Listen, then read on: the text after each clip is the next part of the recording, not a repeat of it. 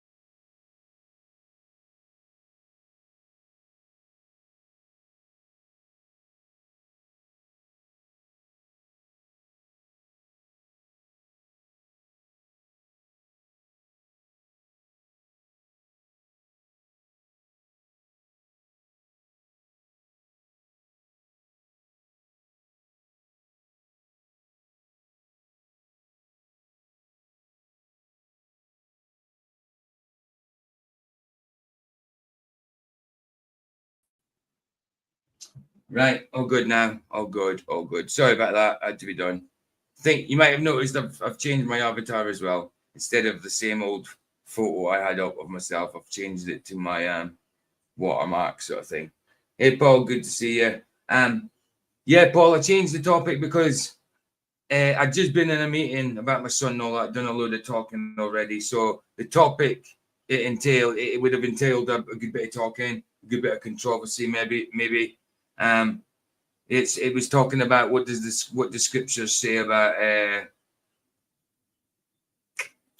immigration, whether it's legal, illegal, whatever, and it's partly the guy's testimony towards it. We play not his full testimony. It's a testimony of his that he used to be against it or whatever. No, all for it. But he's seen what scriptures say. So yeah, it's about that. So I am still doing it, Paul, but I'll be doing it tomorrow instead. I'll do that one tomorrow. I just thought I'd do a testimony one today, just so I could listen more rather than talk so much. And it's 50 odd minutes long. It's the old almost false. The old for Heron would say, old Danny boy from Coronation Street. I don't mind. I don't mind doing it tomorrow, Paul. It doesn't have to be Tuesday because Tuesday's night time. I do Tuesday afternoon and Tuesday night, so I don't mind. I don't mind doing it tomorrow. I was going to do it today, but then it entailed too much talking, so I'll do it tomorrow. I don't mind doing it in the afternoon, 2 p.m. tomorrow, Paul, our time.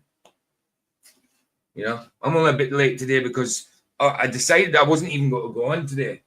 I was going to go on tonight instead, but then, yeah, I changed my mind. Oh, amazing. Well, just go on. Today is Wednesday. Yeah, it is. Today's Wednesday. So yeah, I'll do. I don't mind doing it tomorrow. Tomorrow at all. Today is Wednesday. Yeah, absolutely. Wednesday the 18th for me.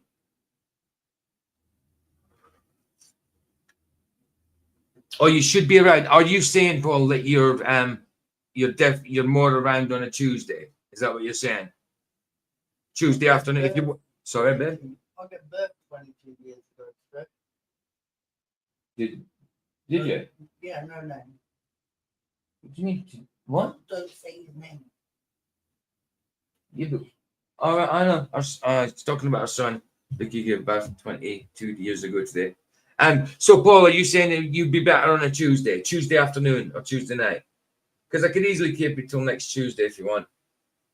But like I say, if you're around tomorrow, yeah, you're saying you should be around. I'll do it tomorrow. Don't worry. I'll do it tomorrow. Anyway, I didn't even do a blooming intro, did I? I didn't do an intro. I didn't even do my Jesus. Did I do my Jesus part? I didn't, did I? I didn't even do my Jesus part. So you can't get stuff. That's it. I'm gonna have to put on my Jesus part at least. You know, that's got to be done. What? You've got to remember why I stopped. I know. Because I thought the internet was dead. Right. Anyway, I'll play that part of it. But I say unto you, love your enemies. Bless them that curse you. Do good to them that hate you. And pray for them which despitefully use you and persecute you. Which is the first commandment of all?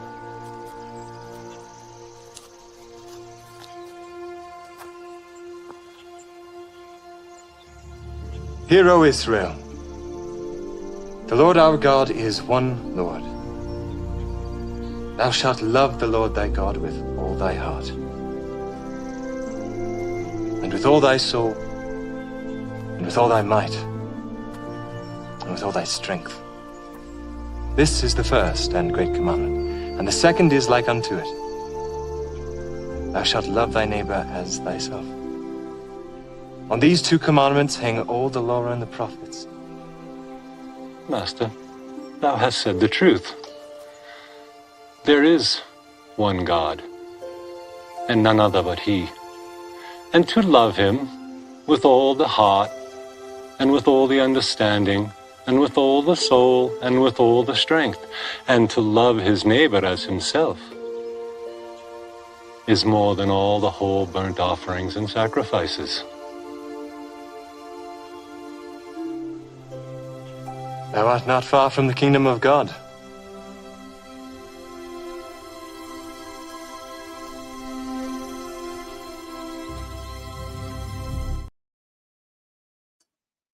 And there it is. That's the shortest one I've done in a while.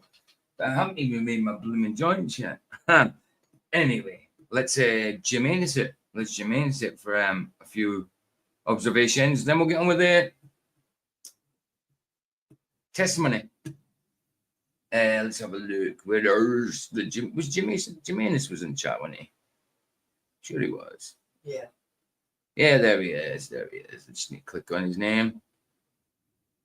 Hello, everybody. I haven't done it individually because today I've been a bit off, not as formal as normal at the start. Not as what do you call it? Organized. Not that I'm ever really organized. I love the fact that Paul calls you Paul Joe. Who does? Paul does call me Paul Joe. He does. He does. It's my name, so I suppose that's what he calls me.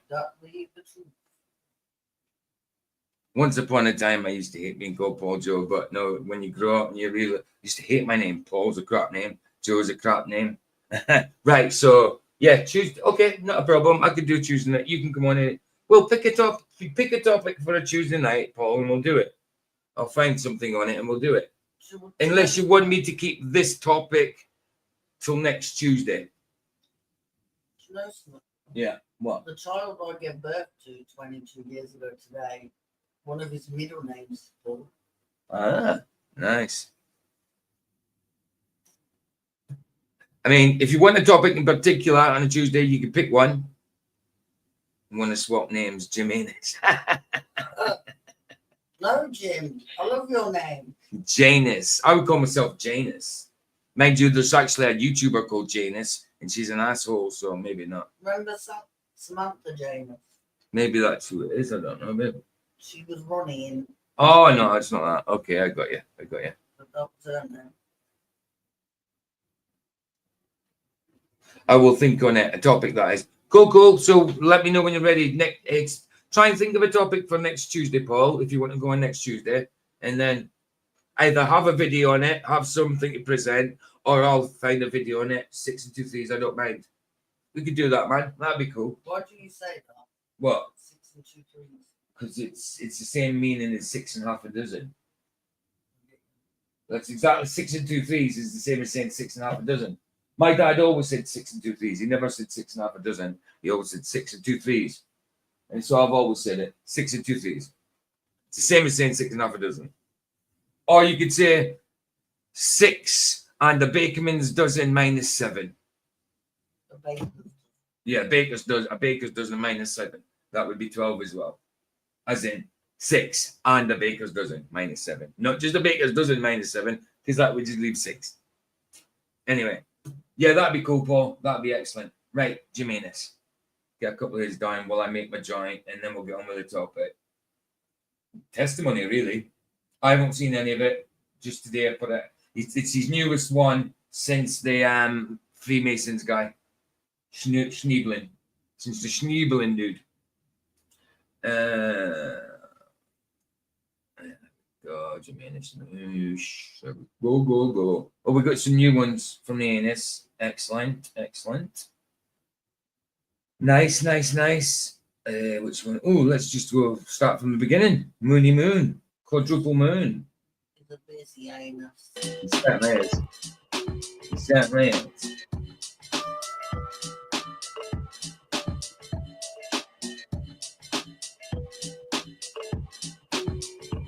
Cool.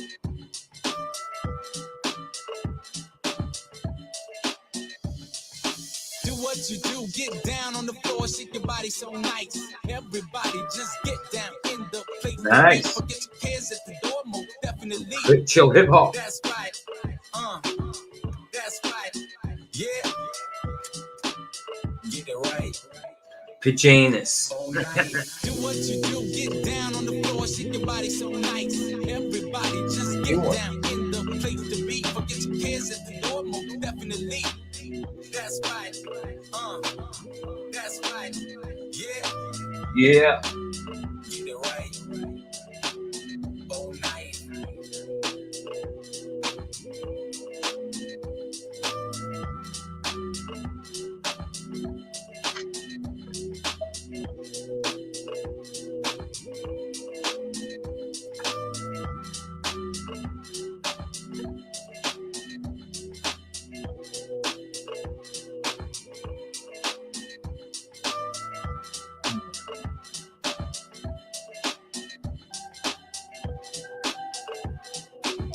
I'm got the rumble side up. We're playing that.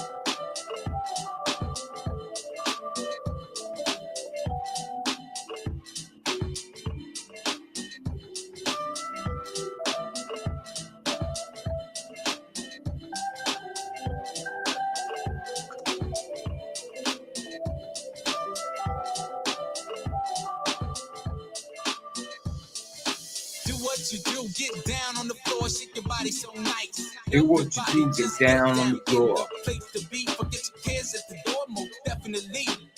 That's right. That's right. Yeah.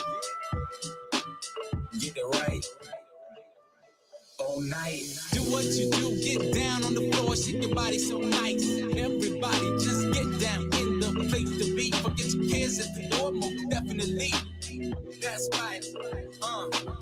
That's right. Yeah. Get it right. All night.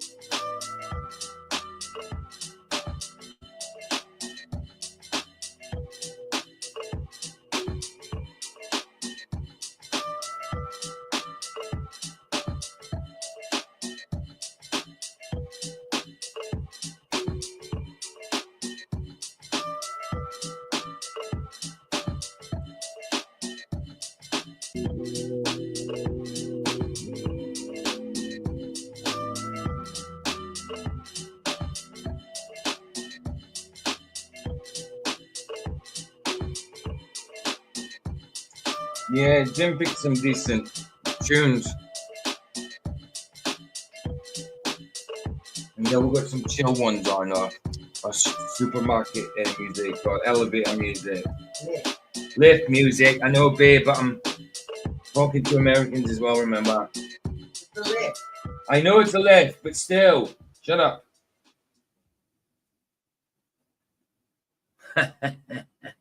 One more from me in this. Vicky's like, it's a lift. Because I said elevator. It's a lift. I know what it is, baby. I speak English, not American. Listening too much to these Yanks, man. Right. Stars. On tree. Thanks.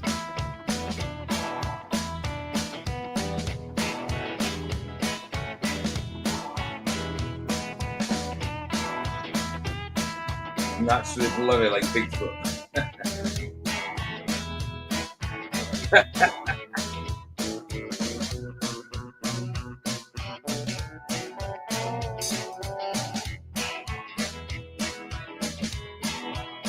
Well, I stagger and I fumble.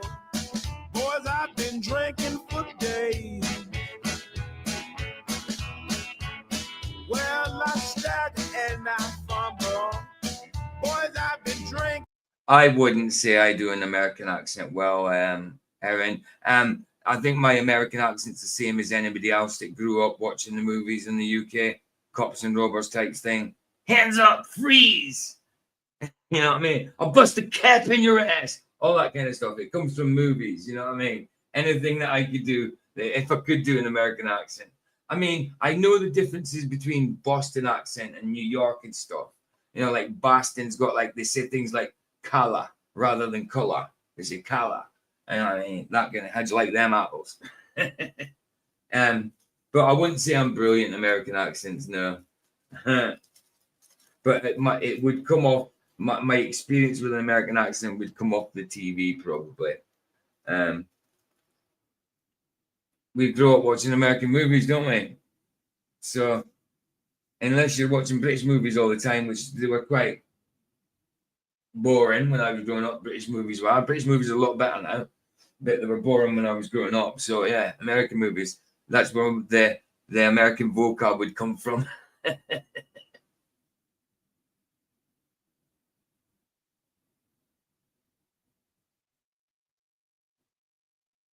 Oh, I was like, well, I didn't even know what that question was. Heron, is one of your Yukis a U-bass? I'm like, what the hell does that mean? It's only about a ukulele, obviously. Is it a U-bass? Got ya. Anyway, let's go on. For days. And the reason I'm drinking, my woman got some low down ways. If you don't want me, baby, you ought to tell me so. Or you've got your stereotypical mimic American accent from the Cowboys, you know what I mean? Like John Wayne type thing. Get off your horse and drink your milk. Your stereotypical cowboy thing. You low down yellow belly. You're lower than a snake's belly.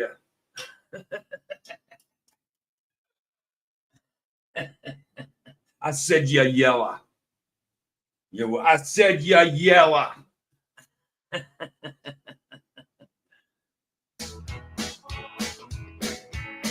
If you don't want me, baby, you ought to tell me so. I'll get my trunk and my clothes, and out your door I'll go. Now tell me, baby, what you think of me. What do you think of me? Well, now tell me, baby, what you think of me. You ain't been giving me no rest since I've been in Nashville, Tennessee. Hold on a minute. You're telling me you get ukuleles that are fretless? You get ukuleles that are fretless. So how do you get a chord out of it if it's fretless? How do you manage to play a chord? Or do you not play chords? Are they all single notes? Or what? Even a single note, how do you get a note out of a fretless thing, a stringed instrument? I don't understand how you get the note out of it or the chord. That's interesting. Fretless.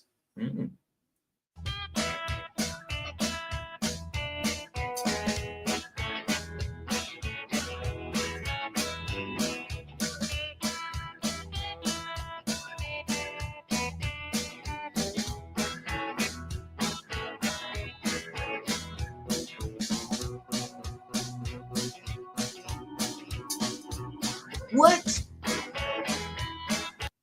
What? Fretless guitars as well? Serious?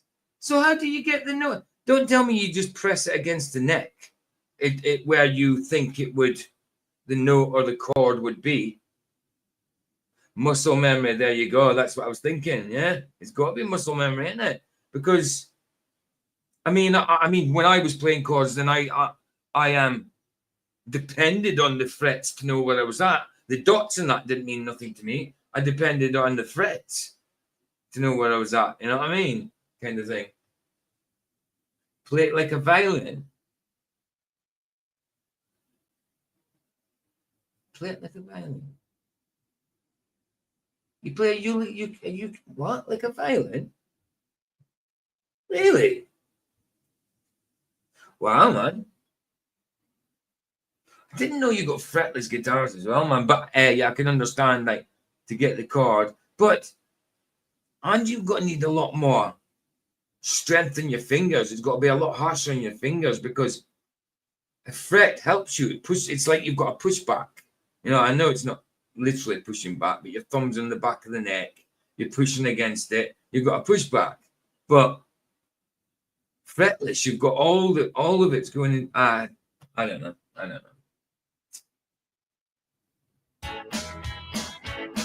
I'm gonna sing one more verse and I ain't gonna sing no more.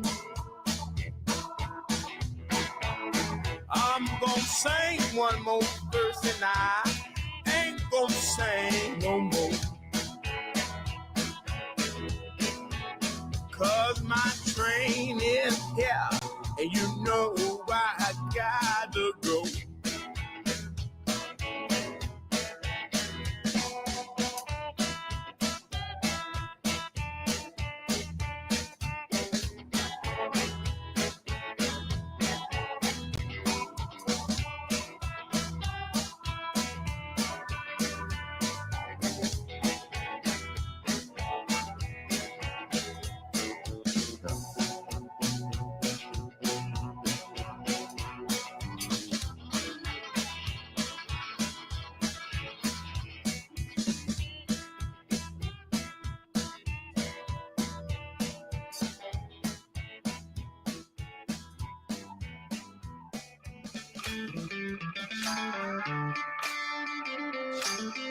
Cheers there, Mr. Super.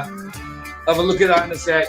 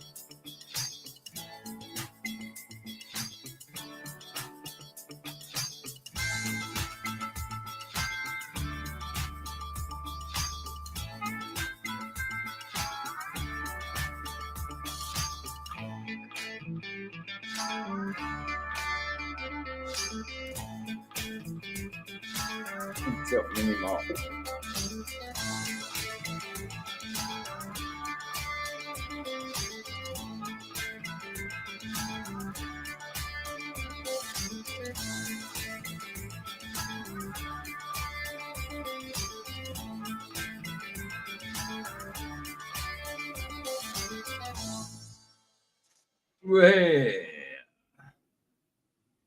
Right, let's get Jim's link for people watching the replay. Chat replay. Bless you, Jim. Nice one. Share that tab instead. Go to Jim. And have a quick look. I'm not playing the whole video, obviously. I'm just having a quick look at this fretless guitar. Right, just quickly. Have you ever tried to buy a fretless guitar? Turns out you can only find them for a couple $100s or many thousands. Okay, let's just get him unboxing it. He's got it out. The wrap job, after all that, it didn't do anything. Oh man, you can't make this stuff up. I'm glad I filmed the unboxing. Look at it's like a sad face. It's like a sad little guitar. That is so sad. I'm pretty sure I read the description. It didn't say anything about a terribly cracked neck. So I think it should still play though, right? I mean, I wasn't going to really keep this guitar anyway. It's probably going to go in the trash now. What? Hopefully I can tune it. I think the bridge is like locked somehow. I mean, it looks kind of cool on the camera. I'm looking at this camera. It looks pretty sweet. But and when you do this, what looks terrible. And also look at this bridge. It's like totally locked down. Like all the strings, they're super floppy. And I need the bridge to be, all right, what am I going to do? This went from a fun little fretless guitar video to trying to repair a total piece of shit guitar. All right, first things first, these pickups are way too high. Okay, I don't need to know about fixing it. I've never seen a fretless guitar. Wow.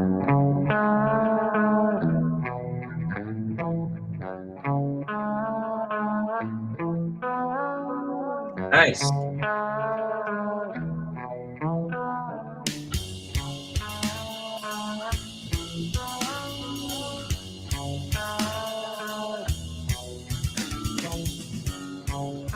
Amazing.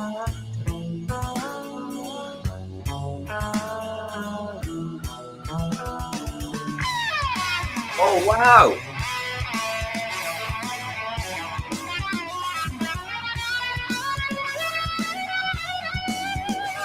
Scales and everything.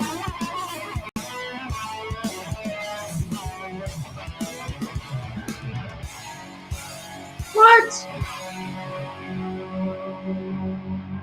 Why did you do that? Look, I'm sorry, dude. I know it's his guitar and it's up to him, but look, he could have gave that to one of his viewers, bro.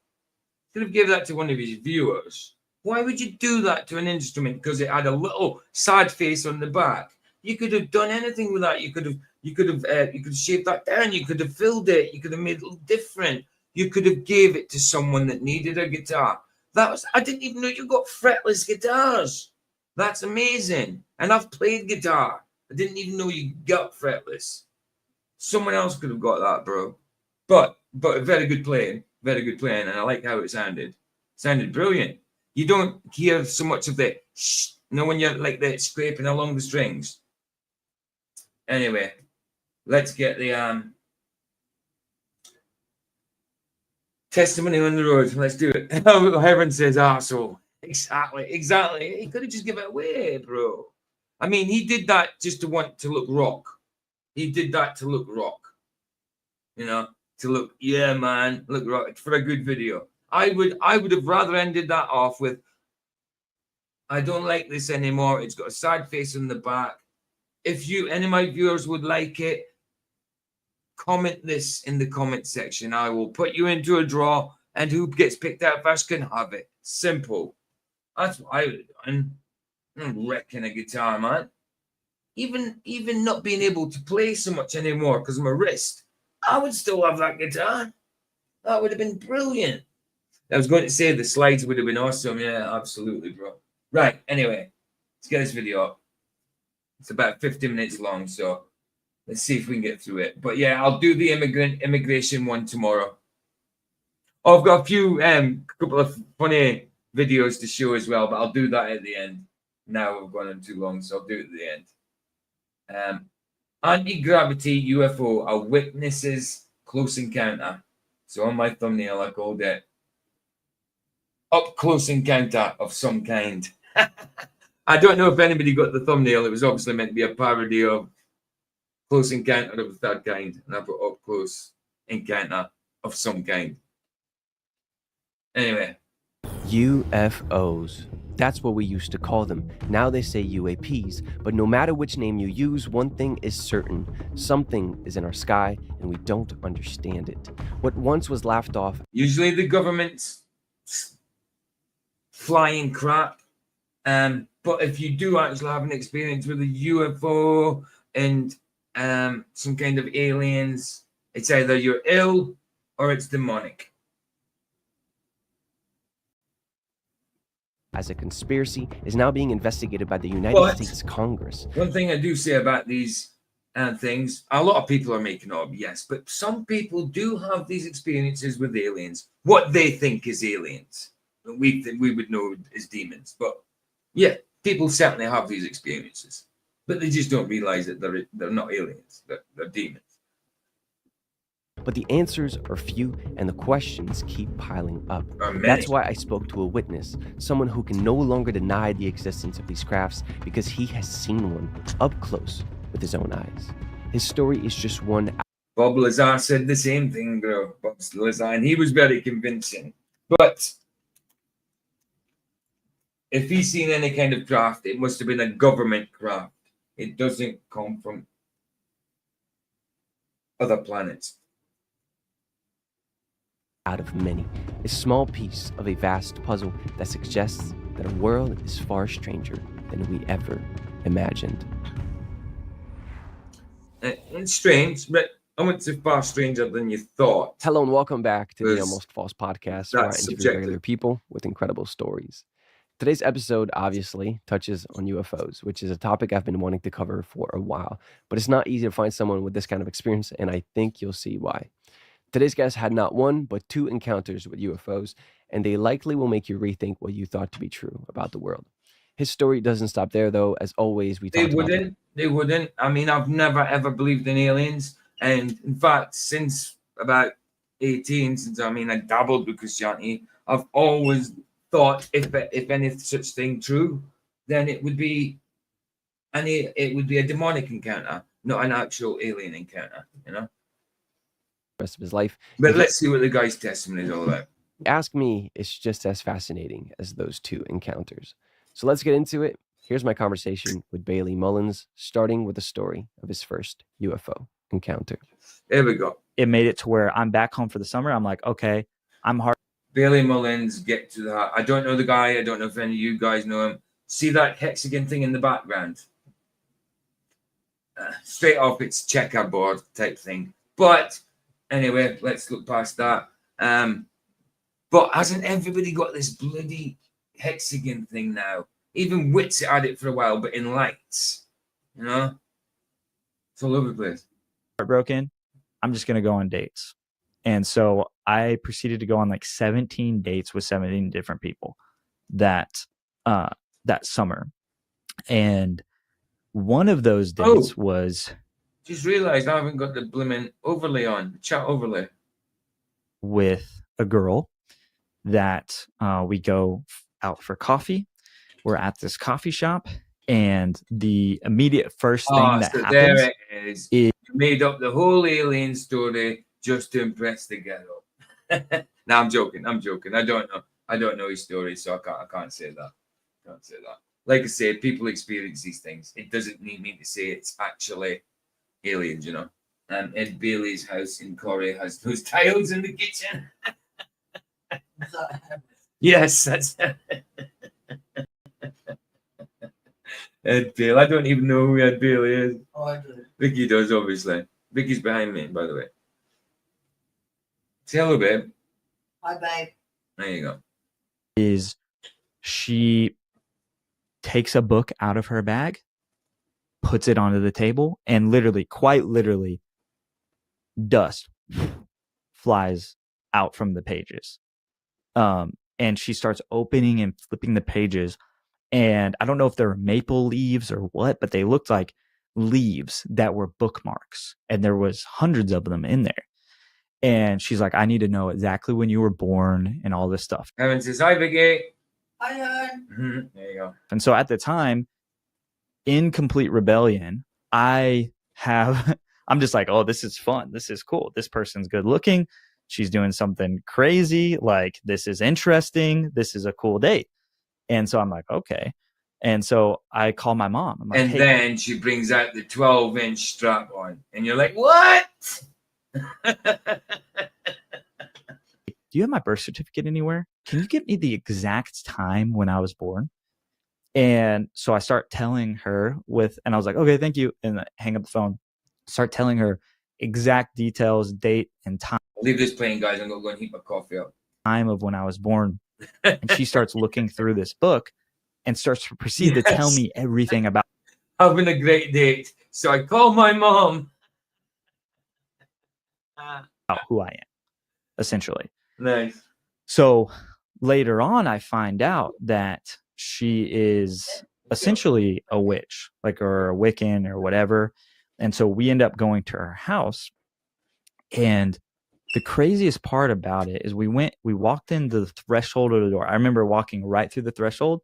And then all of a sudden in my mind, I go, wait, I've been here before. And I look at her, I'm like, I think I've met your mom before. And this is the thing that still haunts me today. This line, I don't know why, but this line specifically, she goes, oh, that's what everyone says. And I'm just like, what does that mean? But I'm just going along for the ride. I'm like feeling invincible at the time, And so we go upstairs and her sister's there. And the way that I describe her is the weird rock girl, real weird crystal. And so, but I'm just like down for whatever. Like, I'm just trying to have fun. That's all I'm thinking about. And so she starts putting all these crystals in my hands and she's like, this one does this. And this one like gives you this power. And this one, and I'm just like, oh, well, whatever. And so we proceed to go to, and this is a really rich area. So we proceed to go to the golf course that's in the neighborhood.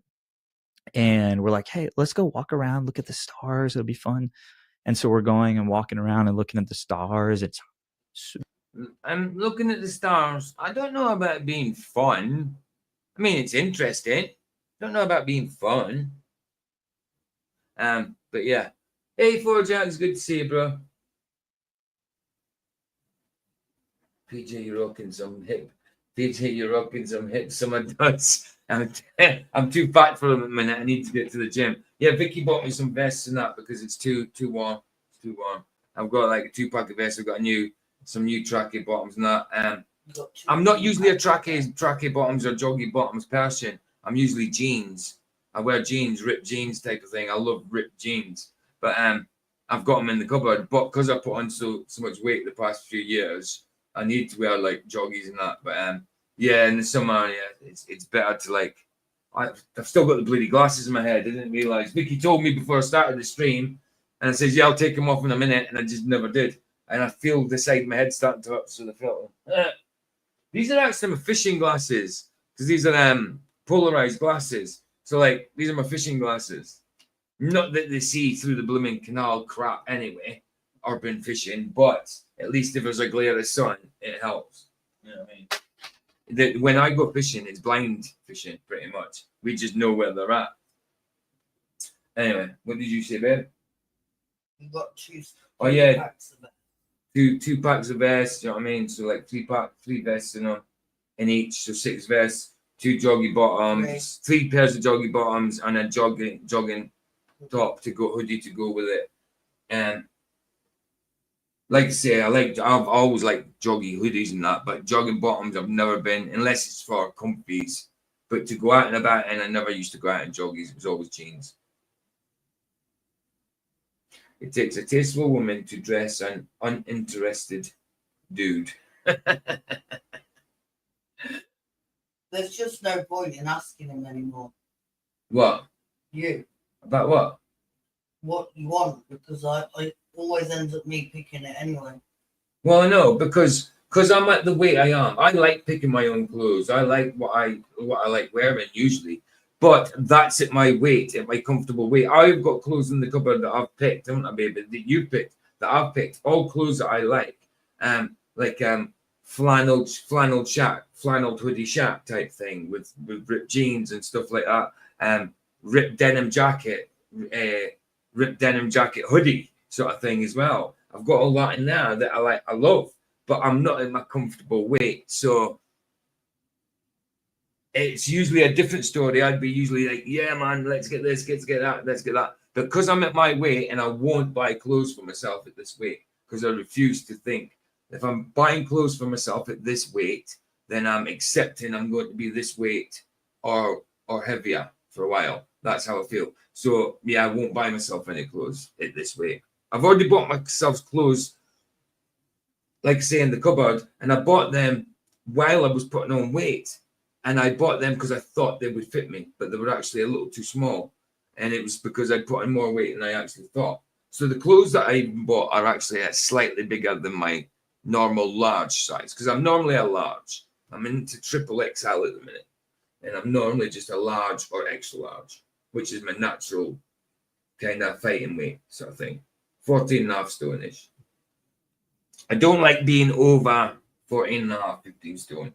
15 stone's even a little too. It's fine. Anyway, shut up. Sound like I've got body I dysmorphia. don't even ask him what size, because I know everything.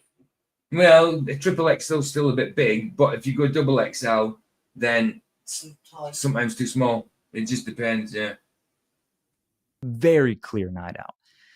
And it was a time of the year where you could see some planet. I can't remember what planet it was, but we're just like, wow, what if this and what if this, and wondering about the cosmos.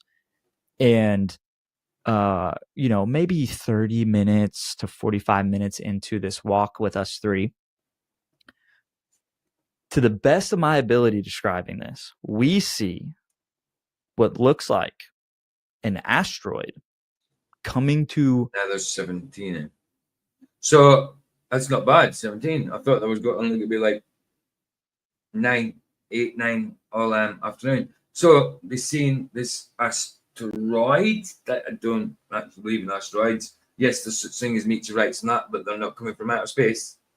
That's for sure. And you never see them coming up from the horizon when they say that they go in all different directions. Well, if it's a ball and all that, and we're not on a flat Earth, as we know, but they think we're not, then how wouldn't meteorites, if they're so common, be coming up for the horizon? Why is it always angled down towards the Earth? It's never coming up in any way. Yes, straight across sometimes, but never up. Never up. Always coming down towards the Earth. Anyway, shut up, Peach. Let's hear about his asteroid.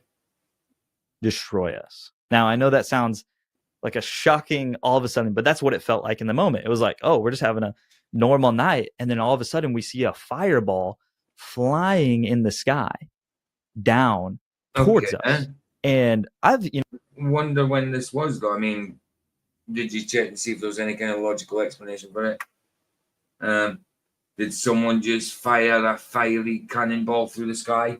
I don't know. Sometimes there's logical explanations for these things. Sometimes. Seeing the movie Armageddon, I think that's with Bruce Willis, where they show the asteroid coming to destroy Earth, right? And they have to go fly the rocket up there to destroy it. That's the thing, Aaron said. I don't remember the last time Jay bought himself clothes other than work boots. I love buying myself clothes, but I just won't at this weight. I won't. When I go out and get clothes, I love doing it. I don't like shopping as such, but when I'm going out and get myself clothes, they used to just fit me off the peg. Oh, that size, yeah, that's me. You know what I mean? That'll fit me. You know what I mean? I was quite a standard, quite size. You know what I mean? For a large, extra large, everything fit me off the peg. It was just the right shape, right size for me. You know what I mean? Always. But now, yeah. So that's the closest thing that I can describe this thing looked like. And so I immediately, it's crazy. There's this meme that I saw where it goes when on planes when it's like atheists when turbulence hits on planes, and it's like Oh God. Oh God. Yeah.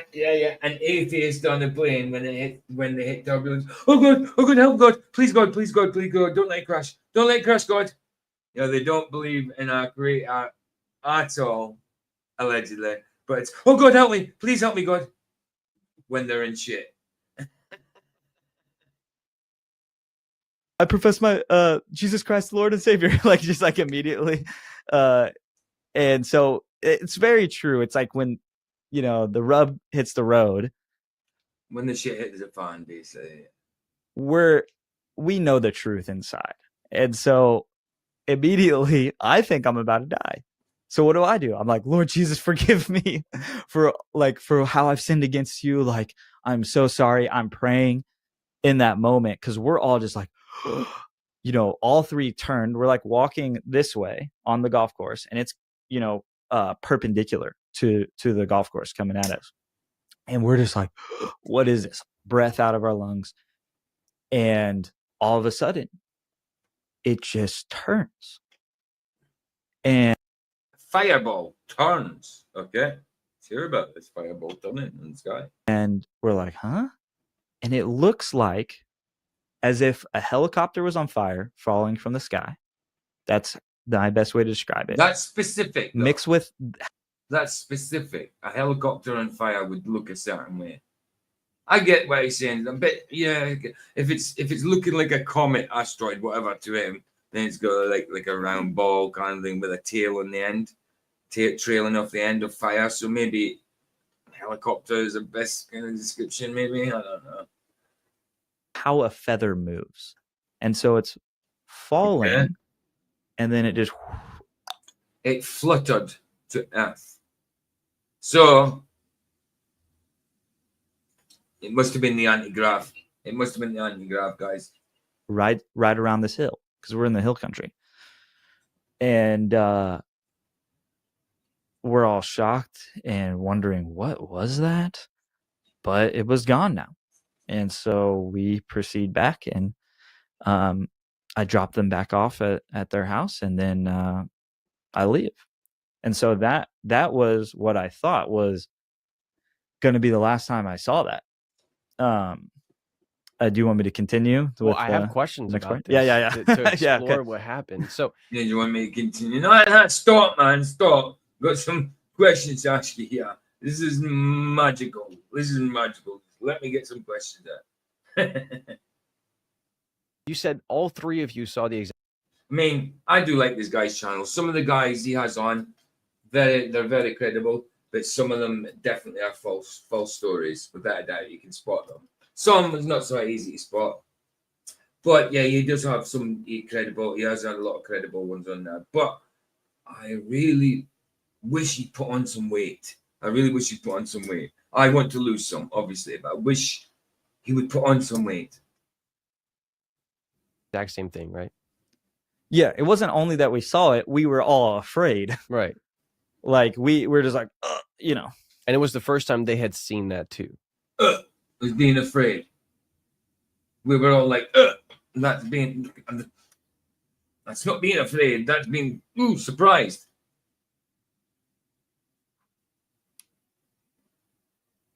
I don't know. Okay.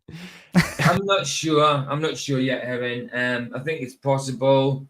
I think it's obviously it's possible. I do believe that these guys probably they go on there are Christians, born again Christians. Maybe not into the right kind of Christianity. I don't know. Maybe they're hyper charismatics. Maybe they're just charismatics. I don't know. Whatever. But I do think they've gone through an experience, but they maybe are a bit hyperbolic when it comes to their testimony. Maybe they exaggerate a little, you know.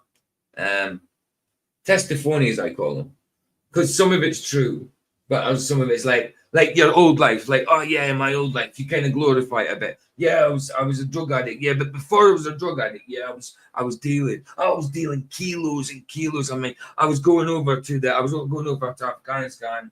Afghanistan. I was getting all these kilos over. No, exaggerating stuff. You were a little time dealer, but yet, you know what I mean? You turn it into like you were a gangster dealer, you know?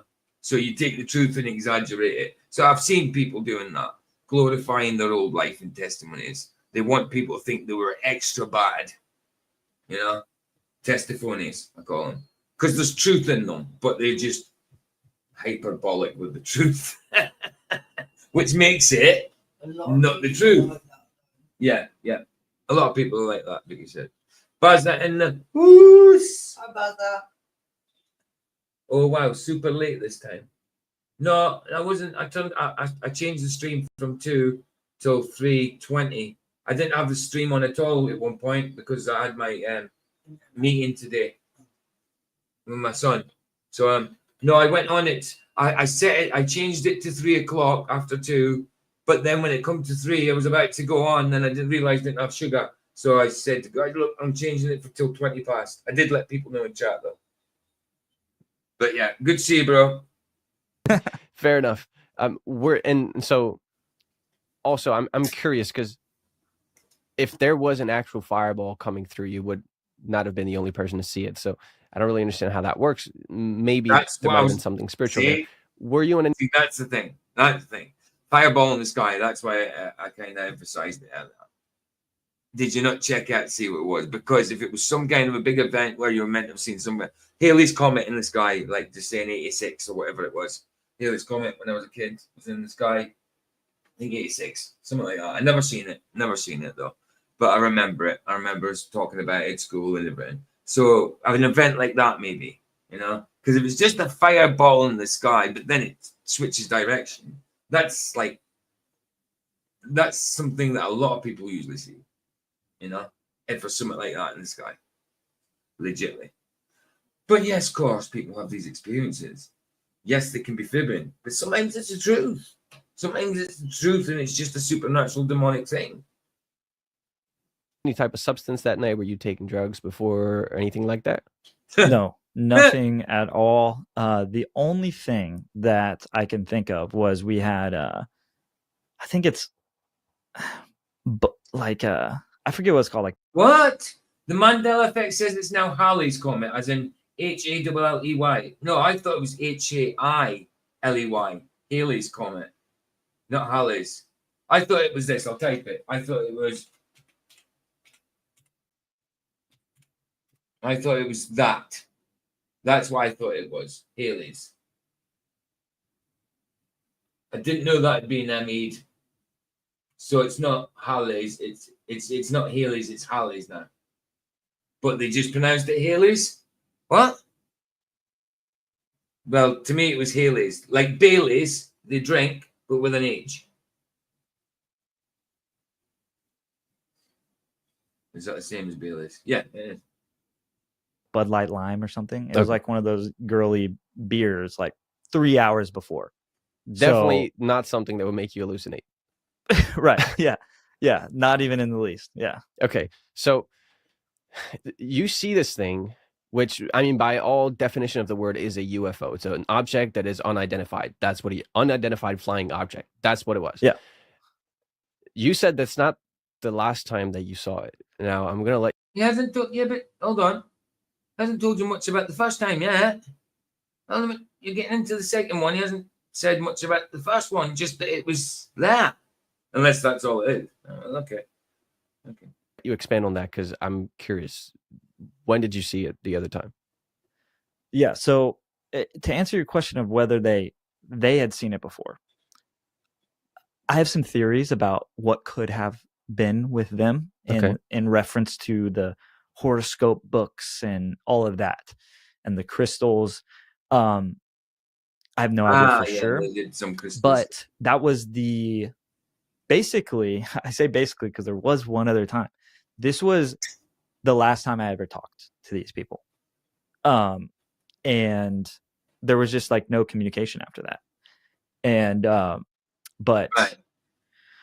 So you remember as a kid, Jim, I remember being told as a kid it was Halley, but pronounced like Haley. See, I always thought, I have heard people saying Halley's Comet, but I've always said Haley. And I've always, if I ever spelled it, I would have spelled it H-A-I. I would never have spelled it Halley's. Because to me, Halley is like Hallie Hansen. That, like, you know, the brand Hallie Hansen? Like, Hallie Hansen. You know, like outdoor jackets and that. That reminds me on that Hallie Hansen kind of brand. That. And to me, it just doesn't look right. To me, it was Haley's Comet. H, like hail, like sleet, snow, hail, hard snow, frozen raindrops. But that's the thing with the Mandela. People have different experiences on it, but there's an agreement that a lot of other stuff that they agree on. You know, a few days go by, you know, I think it's a crazy experience, but, you know, I got to live on my life. I got to keep working. I got to keep hanging out with friends. And me and my buddy. I don't know. I mean, he's a little uncomfortable. He's playing about with his arms and stuff. I don't know. I mean, I do think he's telling the truth to a certain extent. He's had this experience, but he could be, I don't know, making it more than what it actually was. I don't know. Zane decide that we are going to go camping. And this is where actually telling the story like a 14, 15, 16-year-old schoolgirl would. We were like going camping, and we went to get some firewood, and then we talked about bank camp and I don't know. Psychedelic substances get involved. Oh, psychedelic substances. I had taken those in the past, and but this time we were planning to camp to do a trip. And so we had found this place. It's in Cedar Park, North Austin. It's called Sandy Creek. It's a park where you can camp right on Lake Travis. And Sandy's Creek. And at this time, the lake was really high. So Lake Travis is known to just dry up, essentially, like get really, really low to where, you know, there's hundreds of docks that are just like on ground. But then, you know, a big rain passes for, a year or so, and then it fills back up. And so at this time, it was like the most full that it's ever been. And so our camping site is literally right on this glassy water, and across is Lakeway. So it's a different part of the city that is across the lake, and there's this kind of like lighthouse looking structure across. So just kind of painting the picture of what this scene looked like.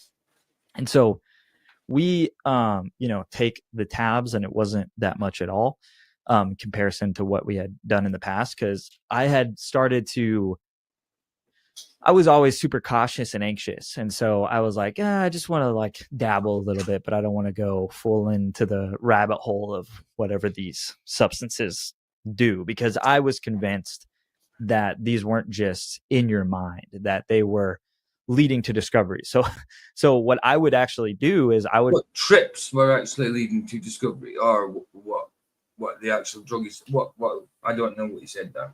Let me explain. Bring instruments, rulers, different things. So notebook, so I could study what was actually happening. And so up until this point, there was never any physical objects that would materialize as hallucinations in any of these things. I know when people hear... Well, if you're taking trips, it is visual. You're not going to get malleable things that you can manipulate or touch. LSD, they think, oh yeah, that's, nothing is trustworthy from you from that point on, right? Anything could be an illusion, anything. No. And so the problem, LSD is not like that. It's just enhanced colors, speed trails, you'd have to take a ton of them to be not know what you're doing. It's more enhanced colors. It's not seeing objects in front of you that's not there. Not when it comes to LSD. It's more enhanced colors, stuff like that, auditory, feeling of euphoria, that kind of thing. Speed trails, all that kind of stuff. It's you don't, not like if you took too much mushrooms, you could see a Mars bar chasing you down the street. or a Snickers bar chasing you down the street, that type of thing. It's not like that with LSD. Problem with that is shared experiences, and the previous experience, That's true. 5 days prior. So I actually had a shared experience sniffing glue. Me and my cousin Vicky, and not Vicky, she's not my cousin. This was at school. I was about 14, 15. Yeah, no, 14. She was 13. My cousin Vicky, me, and my mate Jim Freeman. He was a year older, so 15. 15, I was 14, she was 13. And my brother, he was 12. And he actually did it for the first time. And we were all dancing we were sniffing glue in my front room. My dad must have been with his missus at the time, drinking somewhere. And we had the TV on. And the TV was a TV combined with a tape deck radio and record player. All that. And we had on Soup Dragons, because I'm free to do what I want any old time. Soup Dragons, we had that on, and we was dancing to that, all of us, like how they danced back then. And all of a sudden, we all experienced that we had like some kind of spider web interconnecting us, and we were all kind of dancing the same through that spider web sort of thing. We all had that kind of experience. Well, a couple of us did. Well, I don't know if everybody did, but a few of us definitely did. So you get that. It's maybe post suggestion afterwards, like you were dancing, and it's like, oh, I experienced this. Oh yeah, mine was like that. Maybe it could be that, but to me, it seemed like we're experiencing the same. I remember watching Neighbours as well while I was glue sniffing. Neighbours, Australian Neighbours. And I actually felt that Jim Robinson, he was talking in his kitchen. Jim Robinson, is that his name? Jim Robinson? Babe? What? Jim Robinson and Neighbours. Yeah.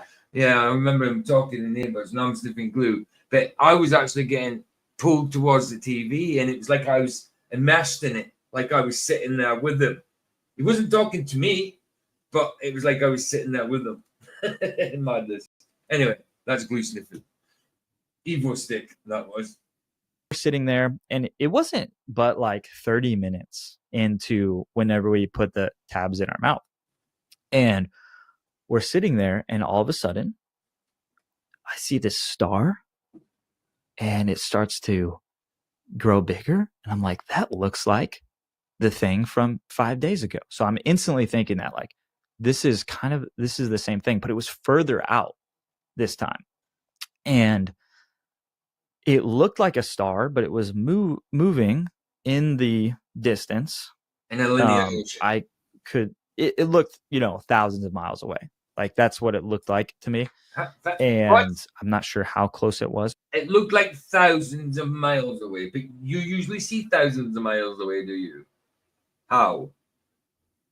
You mean, I would say maybe it looked like 100 miles away. You can say that, I suppose. But to say that it looks like thousands of miles away, how do you know what thousands of miles looks like? You've never observed that. Nobody has.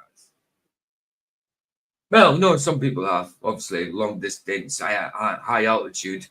They've seen 1,000 miles. JT Tollins did something on that way back when.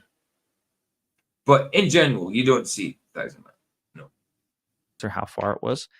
But this thing begins to grow in size, and it's like shaking, kind of like that.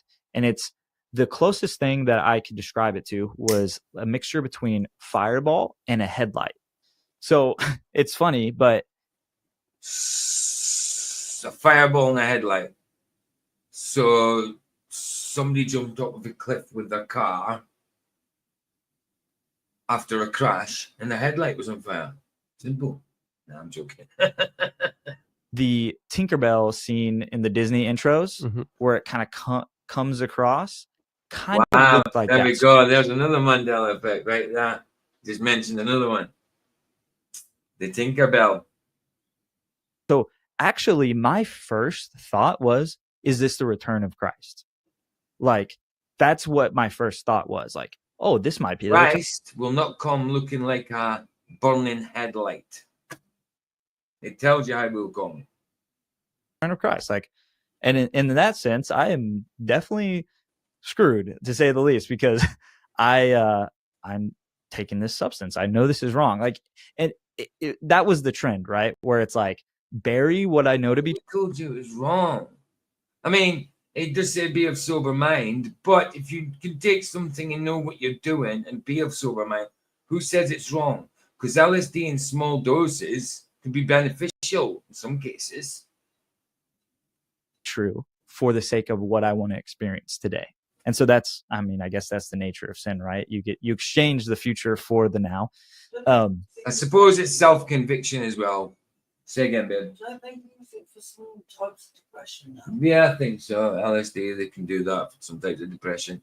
Because you can imagine it. Because when you get a trip, you are giggly and happy. So in small amounts introduced into your body, that would be beneficial. And so this thing And starts it's not a physically addictive thing.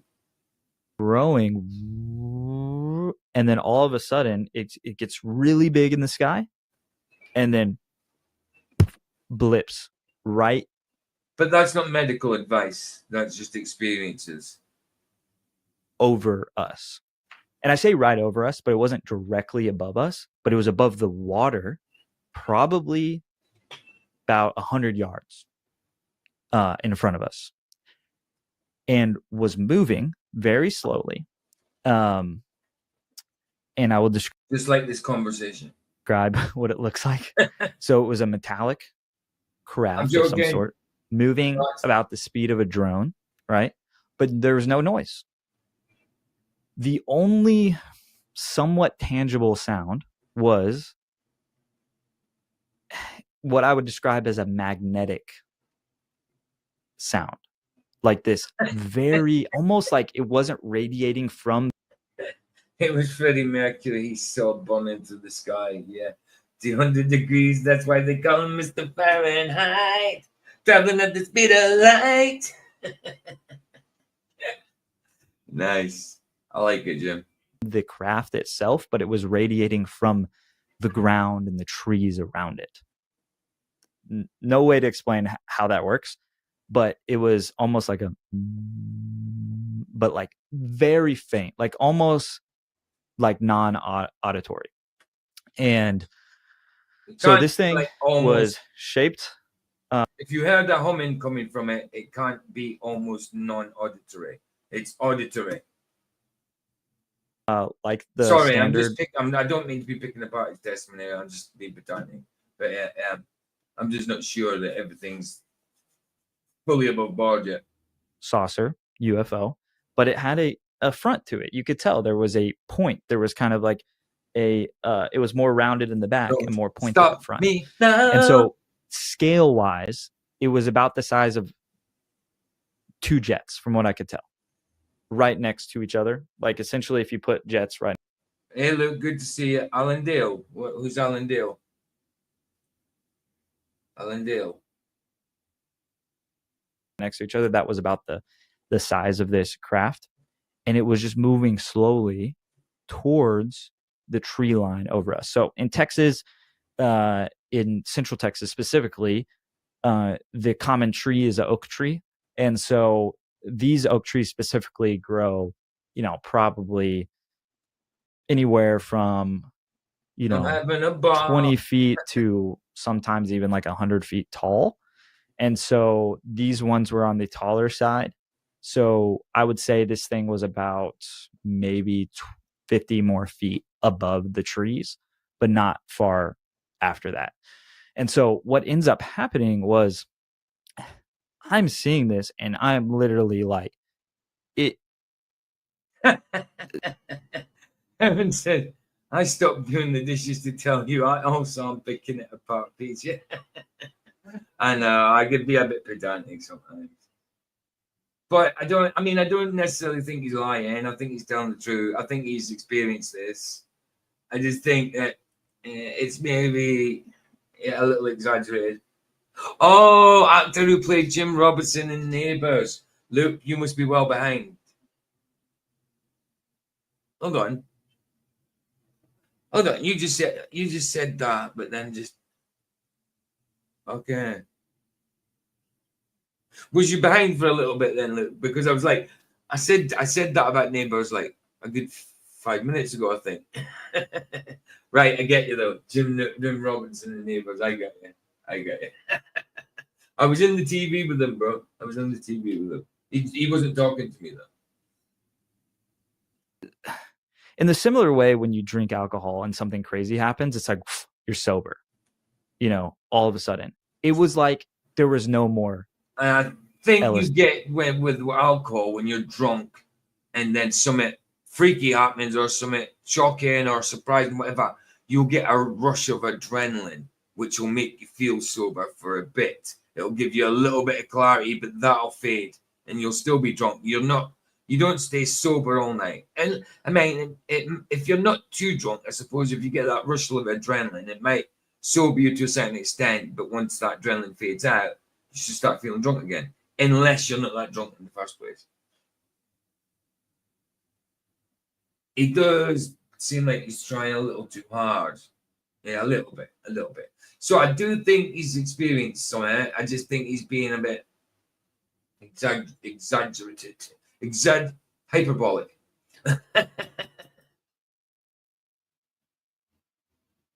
No, he doesn't need to drink more. In my system at all. Like, I was scared out of my mind because my mind immediately just went to movies, like quite literally of being probed and being captured. That's the thing. It went to movies, being probed, all that kind of stuff. Maybe he's just overly expressive when it comes to what he's saying. I don't know. Unless you have a good speed. I got you, bro. And experimented on by aliens. That's what my immediate thought was. And Zane, right next to me, he is what I mean? Out of his mind. But the way he talks, he is scared out of his mind. He's very expressive when it comes to things. I think he's telling the truth about what he experienced. I just think it's not exactly what he's saying. Not exactly what he's saying completely. He's definitely experienced something. But whether it could be someone else's experience that is heard from someone and he projected it onto himself. You know what I mean? Or not projected. It would be projected. He sucked it onto himself.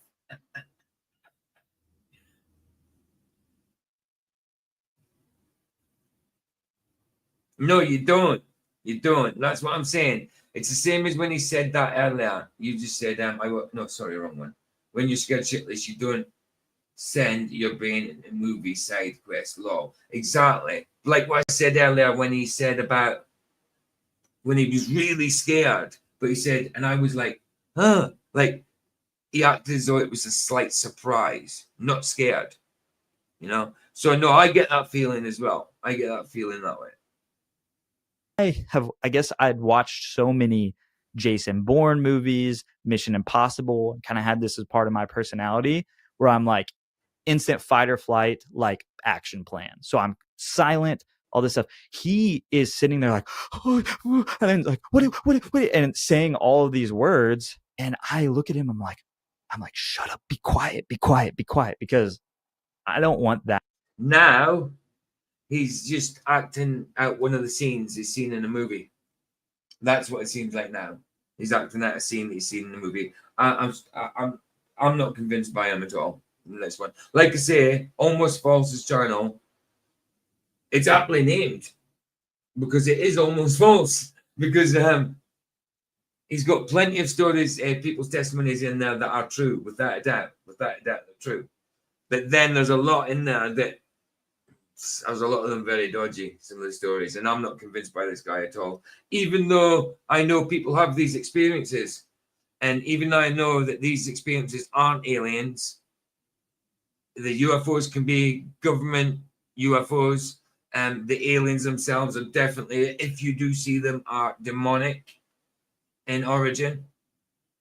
You know, people do have those experiences, but I'm not feeling this guy did.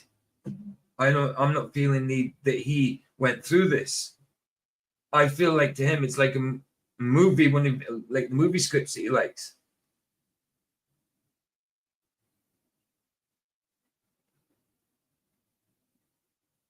Yes, Stanley. Yeah, indignation. Yeah, yes, PG. He tells the sound he made, which isn't fear. It's more like indignation. Yeah, exactly. Anyway, carry on. To be why we get captured Right. by this craft or whatever it was. And so I'm looking at him and he's like, what do we do? I'm like, just be quiet. And so I'm thinking through a plan. I'm like, hey, we got to get out of here. And so it's kind of cruising over. And when you're scared, you haven't got a plan. You haven't got a plan. I'm not. I really don't believe it.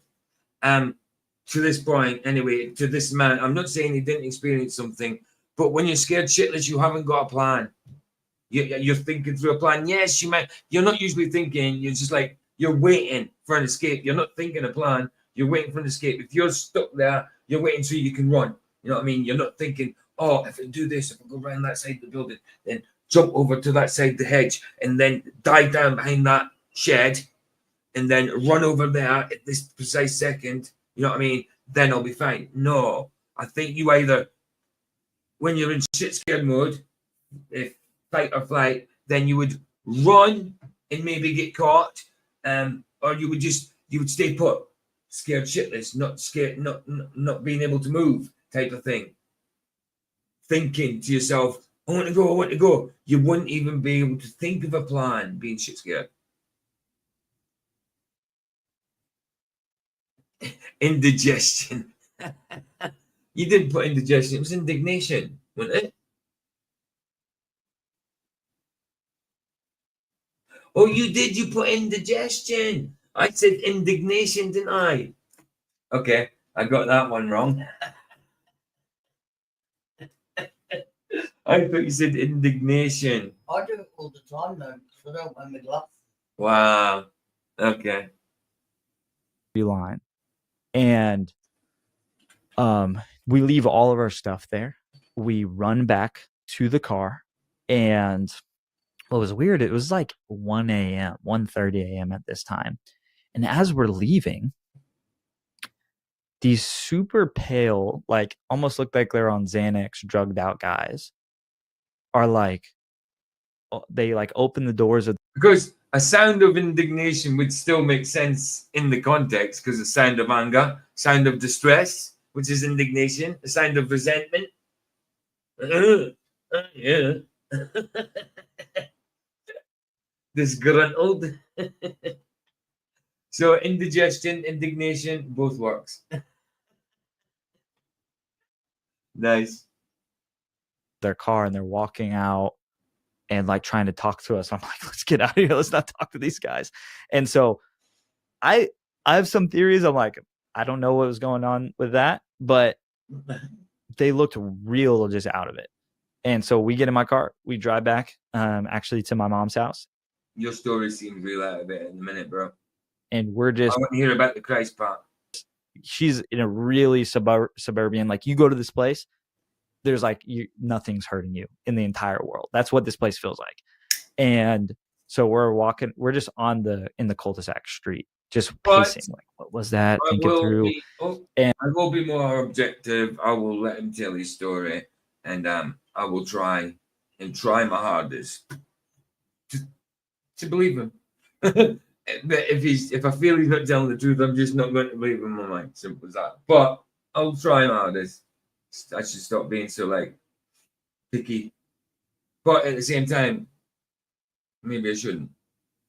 And over the next few weeks, I had felt like I had missed out on an opportunity, like that there was these beings that were testing me to see if I was a chosen one to be able to be picked up by them, and I failed. Because Now that is a movie plot. Come on. You are watching too much movies if you're thinking this stuff. because I ran away. And so that was kind of like my interpretation of what happened at the time. But I'm like calling all my friends and telling them about this. And most Why of them would just you don't believe think me, that at right? the It's a time? weird. Why would you think because you've seen something in the sky that resembled a UFO that it was a test from the aliens to you for some reason because you were the chosen one but didn't? This is a movie. This is an amalgamation of movies, bro. Sorry, I said I'd try and believe him, didn't I? Oops. story. It's like, okay, were you on any substances? Well, yes, but it's like, Yes, you. we both experienced the same thing collectively. And so Well, that's I just told the story where I experienced the same thing collectively on glue. On glue. It doesn't mean I actually was linked together with them by a web of glue web sort of thing. I didn't mention that. It was a gluey web. Like, when glue dries off, like floor glue and that dries out, stretchy, like that kind of web. essentially what happened. It's a wild one, and I like it. That's the reason why I wanted to talk to you. I'm not convinced that the guy's channel himself almost was. Yeah, he was obviously got to ask his questions and that, but I'm not convinced he actually believes him himself. By the nature of what I do, I hear a lot of stories and UFO encounters. There's a decent amount that are out there. The ones that I find credible, I mean, because there's all kinds of planes in the sky, right? And there's jets and there's stuff like that. But the ones that kind of catch my attention are when crafts or objects, whatever you want to call them, appear to defy the laws of physics. And it seems like this craft was doing that. Just the way that it, I don't know, warp drived or like zapped onto the top of the lake, right? Yeah, it was almost straight out of Star Wars. Exactly. A craft can't do that. You need to decelerate. It was almost straight out of Star Wars. Come on, bro. Come on. If you experience these things, these phenomena, it's not going to be like straight out of Star Wars. You'll have a feeling, a presence with it, like what kind of feelings was you experiencing? Was it dark, somber? What? I don't know. I mean, come on. You come straight out of a comic strip, man. So you need force in the opposite direction. There needs to be something different. Was there any sign Sorry. that maybe this had? It wasn't. It was, man, you came straight out of a comic book. That was a big black dude in Bruce Lee's film Game of Death, I think. Game of Death. Man, you came straight out of a comic book. Anti-gravity technology or something like that attached to it? Okay, I actually forgot to mention this part. So what was strange about it You is forgot to mention this part of this mad, crazy experience. That's like when those three buggers went to the moon. They were all excited and that. And when they came back from the moon, inverted commas, they were so excited. They were so ecstatic that they'd been on the moon. So overwhelmed that they looked like their mom had just died. All of them. At the same time. And then one time at band camp, I think I've already done that one.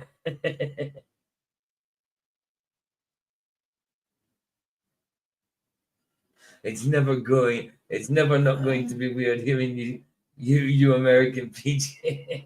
Do you know it's mad? When I did one of them Facebook stupid app things, it says, what nationality do you look most like? When I did mine, it says from the USA. Wow, I would have thought I looked Nordic, but there you go. when you looked directly at it. Yes, You they did. almost They look like dead men walking. They weren't even walking; they were sitting down, so they looked even more dead. You're right. couldn't even see it. but when you kind of looked at it from an angle, you could see it was metallic. So it was a mixture. When you looked at it from an angle, you're always looking at it from an angle. When you look at something, you're looking at it from an angle. Even if it's 0 degrees, you're looking at it from an angle. Sorry. I am being pedantic now, aren't I? Between like translucent and metallic at different points on the ship, and Dead man slurry. from different angles that you would look at it. And so I always kind of thought, okay, this is, after, I thought about this a lot, and because you have experience like this, you're going to think about it. Luckily, I didn't turn into a crazy UFO guy that went on Reddit and started talking about it nonstop or something, or build a channel around it. But, and I think that's by the grace of God, with no biblical context of truth and objective morality and reality, you can go down a million different rabbit holes of what these. Yeah, you could. So tell us about your Jesus experience and where does Jesus come into this? Things are. You did say you played out in the first experience, but I'm not convinced completely yet. No, at all. But you need some type of a standard to judge the cosmos by, and so I always just figured, okay, it's somehow just bending light around it. So if it can manipulate gravity and that bends space-time, then I think from my basic understanding, How can you manipulate something that is manipulatable and never ever been tested? You can't manipulate gravity because there's no gravity to manipulate. You can't test it. You can't test it. So you can't manipulate it. So how are you going to manipulate gravity at all? It's not even a blooming scientific theory. It's just a theory. physics, light would be bent as well. And so that's what I Exactly. at least Right. So when massive, I'm going on. What is? Where's that coming from? No, What the hell was that? don't know, but it hurt my head. What was that? That was weird, babe. That vibrated the whole building. I know, I could feel it in my head though. It's coming back again. It's what? Listen. Starting again. What is it? I don't know. They're doing works out there, but I can't see that making that weird noise.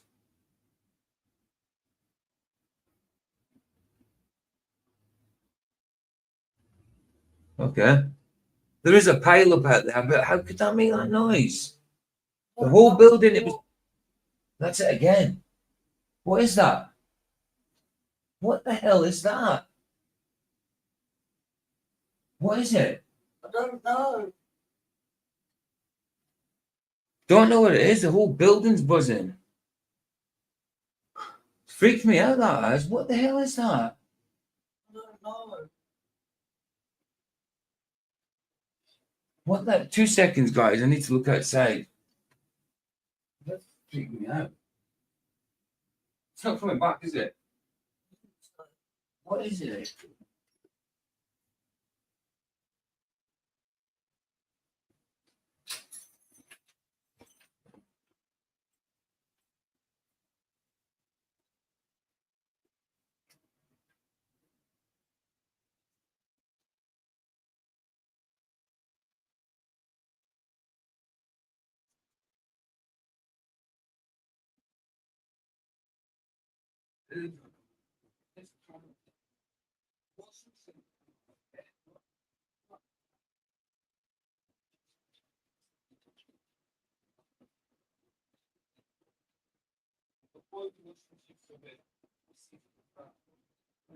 It's not the washing machine.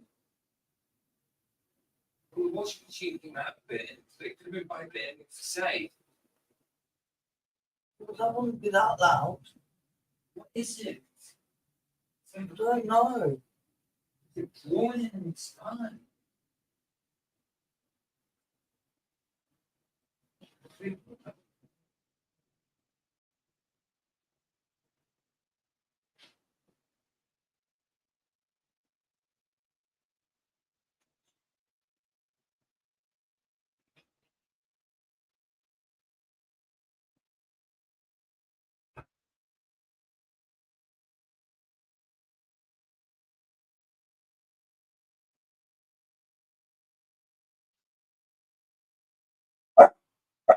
No.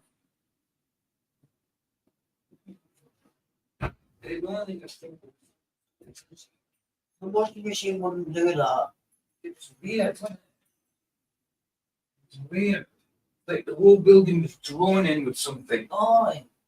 There's nothing outside. Look, it started hurting in my head. I know, it was like inside your head, wasn't it? I know, I felt it as well, babe. What, the second time? That's freaked me out completely.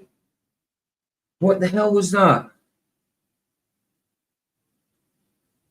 7 minutes between pre-tremor and quake. What are you talking about?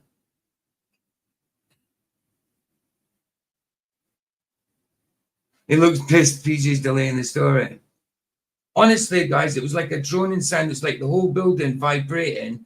This is a building with like, I don't know, 100 people in it, maybe more, I don't know. But it was like it was inside your head, like Vicky said. It's like it was, you could hear it audibly, but it was like it was inside. I can't explain it. Like your brain rattling about in your head. It's awful. What the hell was that? The washing machine, right, has definitely come out of place. But I can't see the washing machine making the whole building vibrate. No, and it's not going to get in your head like that. Weird. It's on EMF, yeah. It's like EMF, like an electromagnetic pulse or force or whatever. Yeah, it started hurting. Yeah, it was scary. It scared me because it wasn't like it was a sound that wasn't really loud.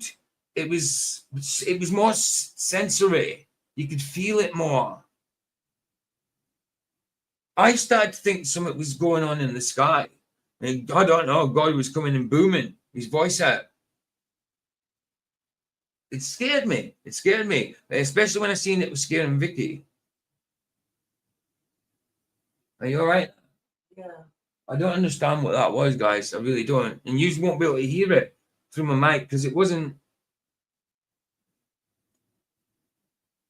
It's like when you hear roadworks, jackhammers going really fast with earmuffs on, but with a feeling of like a buzzing, vibrating going through your body or your head whilst the walls and that. But I don't know. I don't know how to describe it. I really don't. I thought something was happening to the sky. I really did. It started going through my head. Now that's what fear is. He's talking about fear. I just shit myself. Not literally, but I just was scared. I mean, I'm white, but I just went even whiter.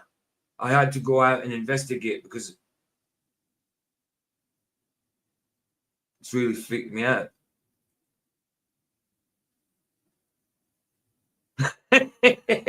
You were scared. Did you make funny little stomach tap noise? It's like a friend. Don't make me laugh. I'm scared. You okay, babe? Yeah. There is roadworks out there as well, but there's nobody there. It's Caden. What is that? Is that?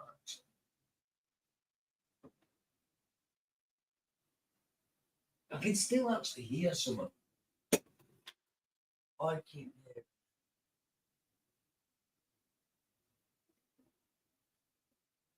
What is that thing? Type in Caden, babe. See what business Caden is. Well, it's gas piping and stuff.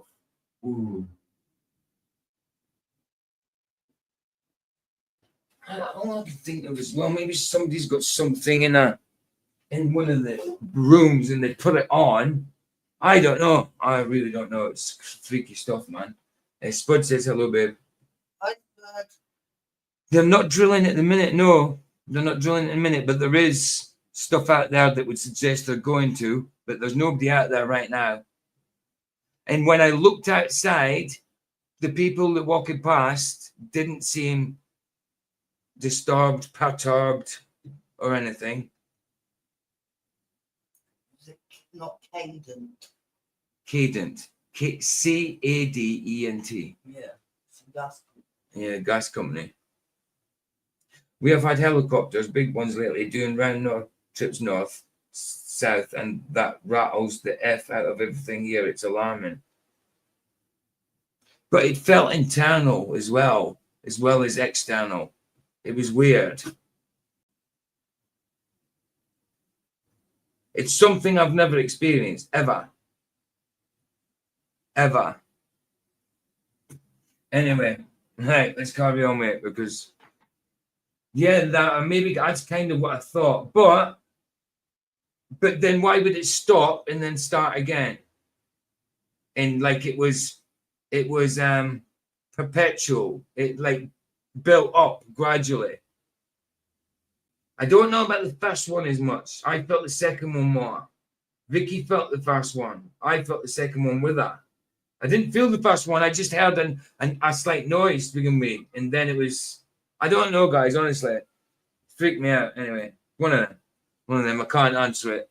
I don't know. Maybe we'll find out if something like a good bass. It must have been some real good bass, man. Wow. Seems like what was happening by it. And what about, because you talked about it was you, silent, but there seemed to be like a noise emanating from the ground or the trees. Was there any other? Actually, guys, I'll leave this play and I need to go make a coffee. Dad, coming back. I hear it again. Yeah, I hear a little bit. Told you it's not a washing machine. I've paused the washing machine. But it hasn't come back, has it? It's not like overflowing like it was before. 2 seconds, guys.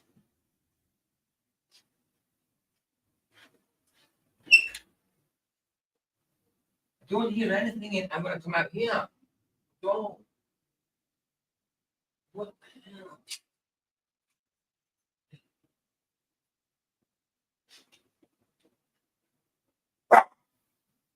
Oi. Nothing. Yeah.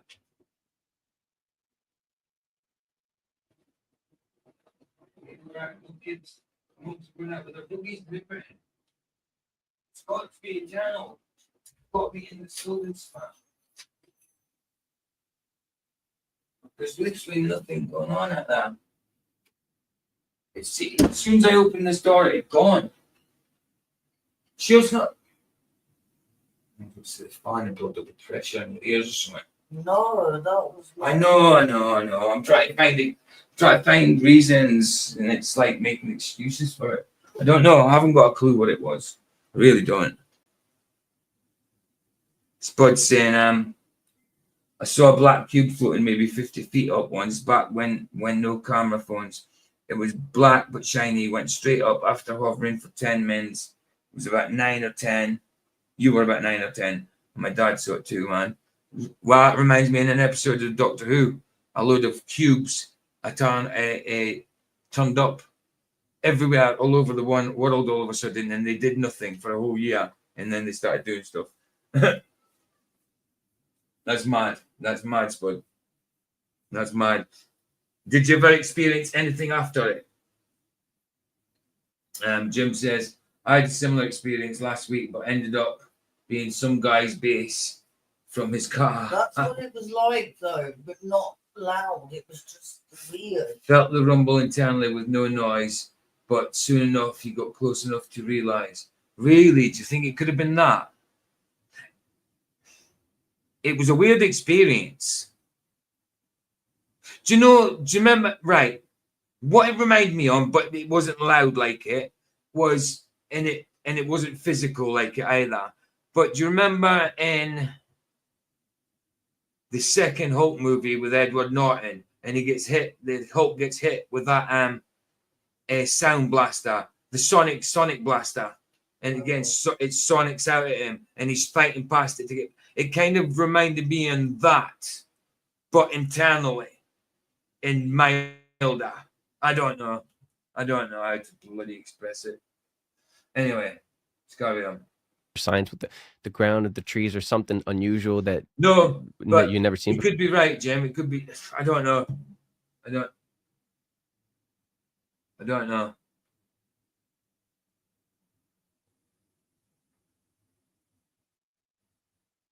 I keep thinking I hear jets in the sky now. Do you know what else? Right, I'm going to shut this window. No, I'm going to put the traffic speeder on. No, I'm hearing as well. I'm hearing that wind coming through the door, which is not helping it. That's not, and obviously that's not what it was, but that's not helping. The noise thing. You know what I mean? So when the window's open, it flies through that like draft. Yeah, it was freaky, man. It actually got my heart pumping. Really did. Anyway, let's carry on. Before? So I don't know how verifiable this. So I say my signal says it's completely gone again. Is it all right? All good in chat? Is it gone? Part of the story is My because of the signal's completely substance. crap. I know the craft was not a hallucination. Right. I know that for a fact because I was sobered up. No, she got rid of them years ago, Spud. He said Vicky left some in the bedroom drawer, maybe, babe. No, I didn't. She got rid of them years ago when we started going together. Anyway. But what a common experience was on this. And if they made, I tell you what, if she had things like that made bloody put that kind of feeling through you internally, you wouldn't bloody want it. It was weird. It was awful. Spud says, "Love you, mate." Love ya. Next door's back. Oh, and you're next door. Yeah. Right. Been away. Right. Yeah, sorry guys, it did freak me out a bit. Is you'd see, slight movements in objects and things like that. That Take an ibuprofen if you want, babe. She wouldn't need you then, PJ. No, it wasn't a good experience.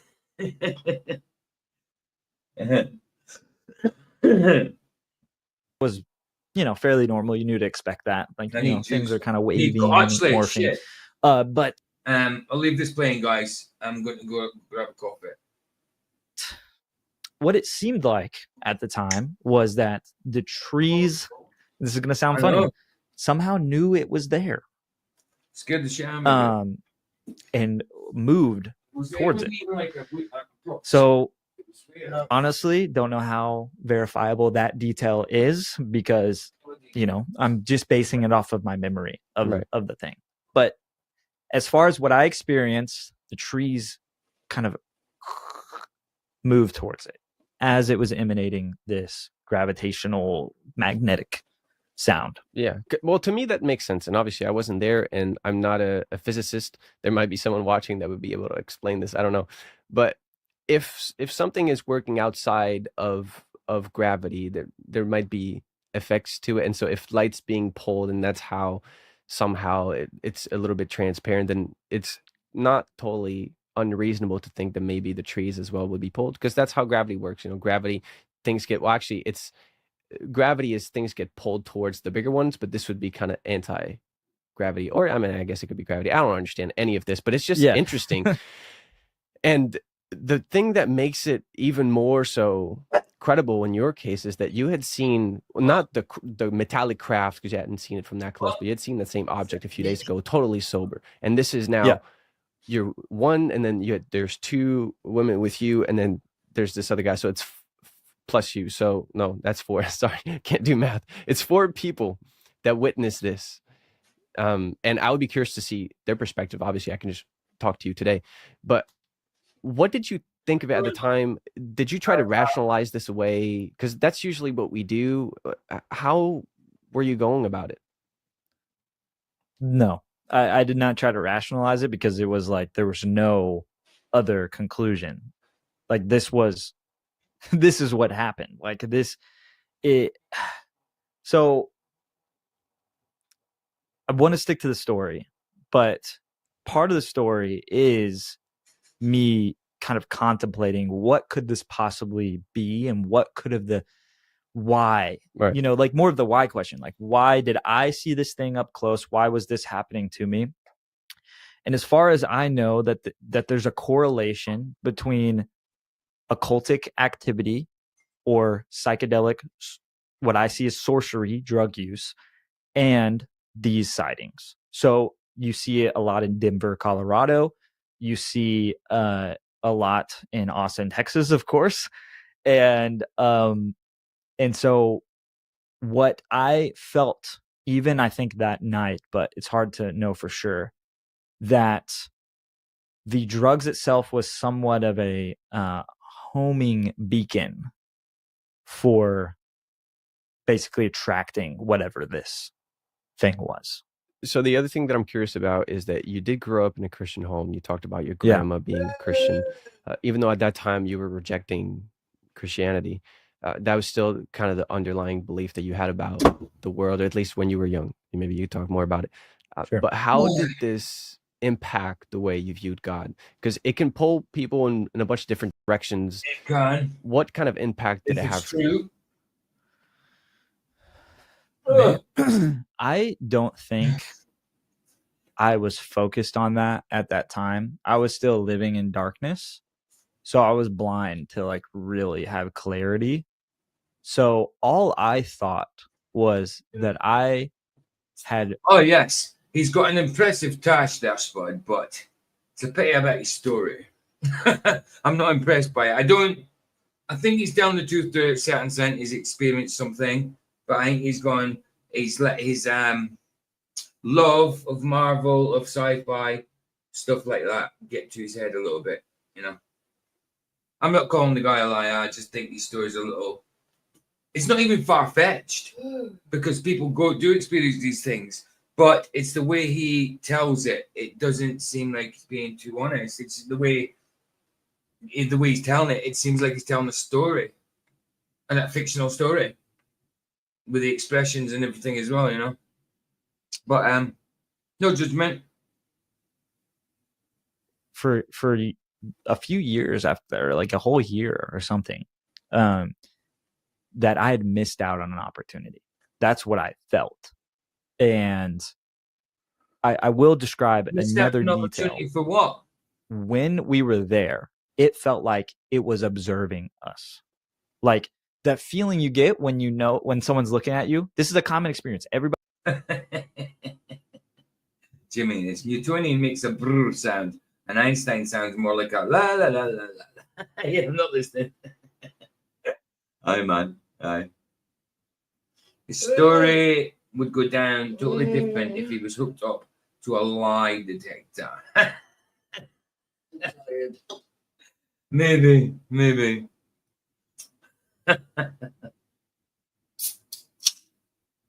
Everybody knows this. Like, you know, you start looking at someone and then they turn and look at you. And like, you're like, I feel like I'm being watched.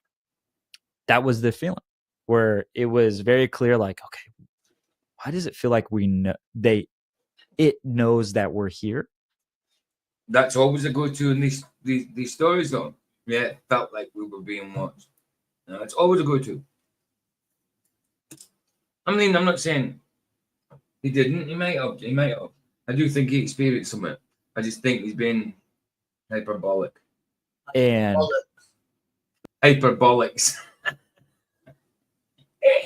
Nice, babe. This is hilariously entertaining production so far, PJ. Thank you.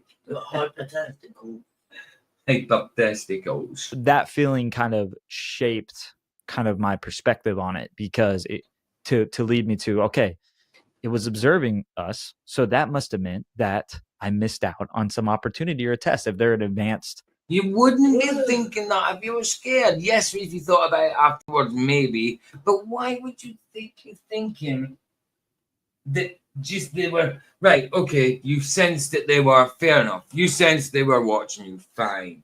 But do you think if they're that able to do that, that they're just watching you? Why would you get main character syndrome and turn yourself into Star-Lord? You know what I mean? Come on. Not Gaylord, Star-Lord, yeah. Grinder stuff. I know it's not fun. Oh, I got Vicky a grinder. I know she doesn't smoke weed, really. Me too, and this is my first ever I bought her a grinder because it was I seen it. I went to the shop and I seen a pink grinder, a pink pastel shaped grinder, like a baby pink. So I got her it just for a novelty. Baz said, well, I haven't been able to listen much, but it sounds a bit shite so far. It's a bit shite. So exactly, I don't think he's down. I don't think he's being forthcoming with the truth. He's forthcoming with something. And that's I nice. just don't think it's all the truth. What, babe? This isn't the first ever grinder I've had. Bring it over. Because obviously I don't smoke weed. I've bought them for other people.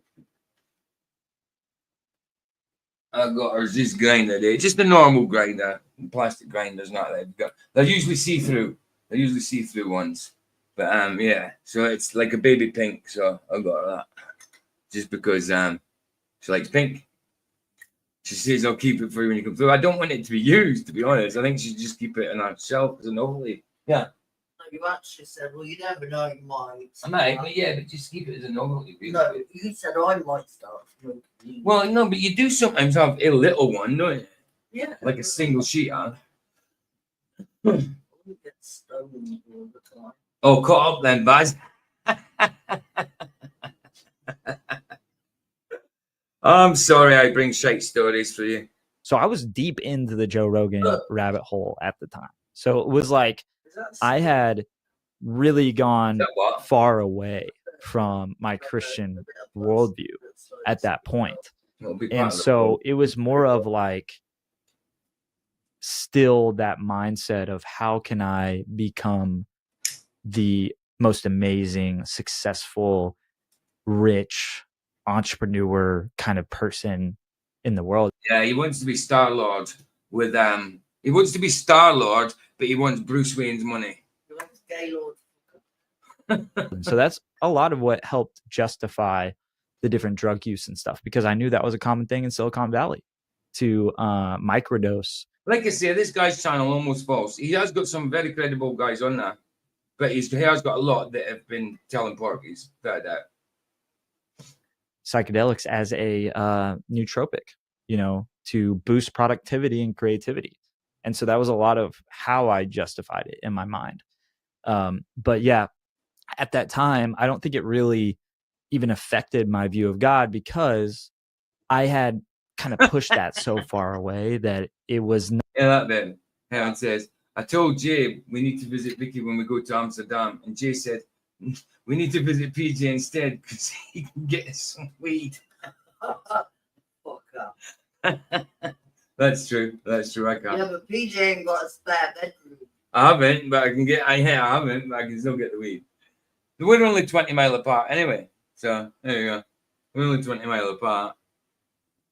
Not even, yes, it was under my undervaluing morality and moral system, but I was more focused on, okay, how are we going to advance civilization with technology? Like very much more into that humanistic, technological advancements, multi-planetary kind of mindset at the time. Just anything kind of Joe Rogan's guests brought to the table.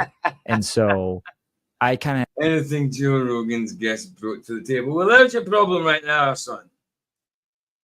Don't believe everything Joe Rogan says, son. He might be doing some things for spondoolies, maybe, or he might be gatekeeping certain truths, possibly. It's not an implication, but possibly. had convinced myself that, oh, well, these things could be anything.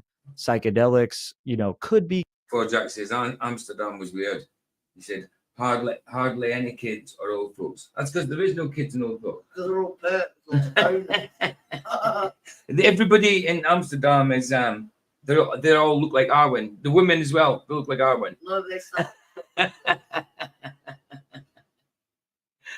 Too many looky men in Dam. Well, true.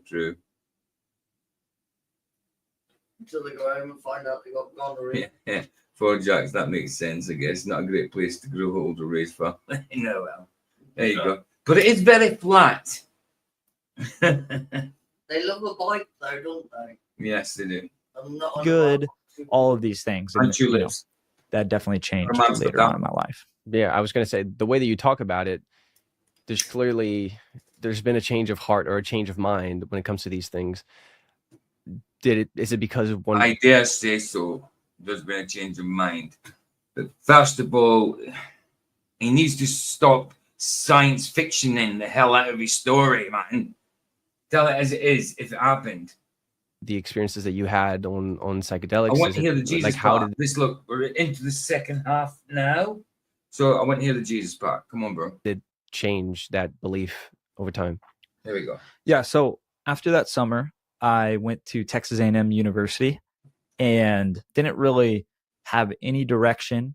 You know, I was trying to find something that mattered, but really my mindset coming to college is this is an incubator for me to make connections and become a multimillionaire entrepreneur. So my mindset was like, at the time, by 21, Bruce Wayne style, Lord. that was my goal. 21, I will be a millionaire. That was By 20, realistic. Wow. Your goal was to be a millionaire by 21. I mean, that's never been my goal. I'm sure it's a lot of people's wish.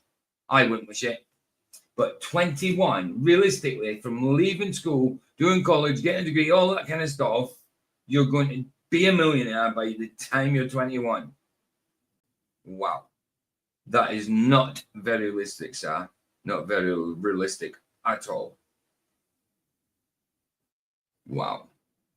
This dude is just selling a podcast. Yeah. I think this one is, yeah. I think this guy's not very legit. Not almost false himself, his channel. I think he does lack with his discernment with some of his guests, though. Like I say, he's definitely had some guests, like Sneebling. He was definitely truth. And there's been a good few I've done from him, been very credible. But it's been a lot. It's been incredible. Literally. No, I'm not buying it. I keep trying to give him the benefit of the doubt and saying, if the story's true, stop being so hyperbolic about it. You know? But maybe it's all bollocks. I don't know.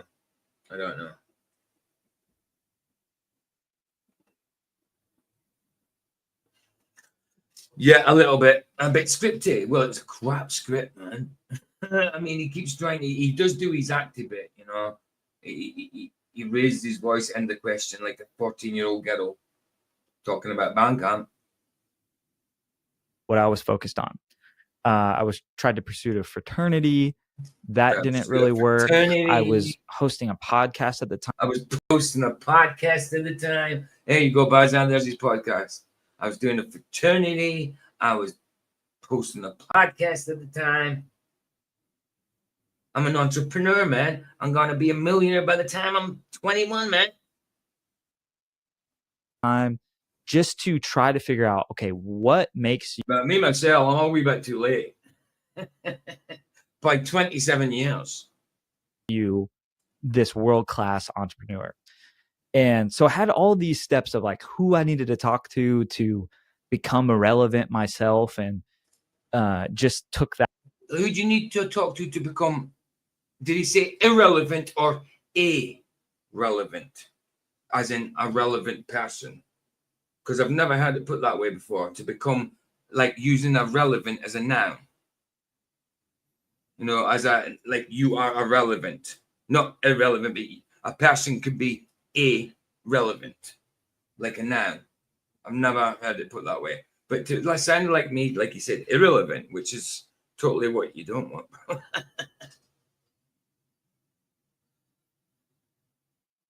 Yeah.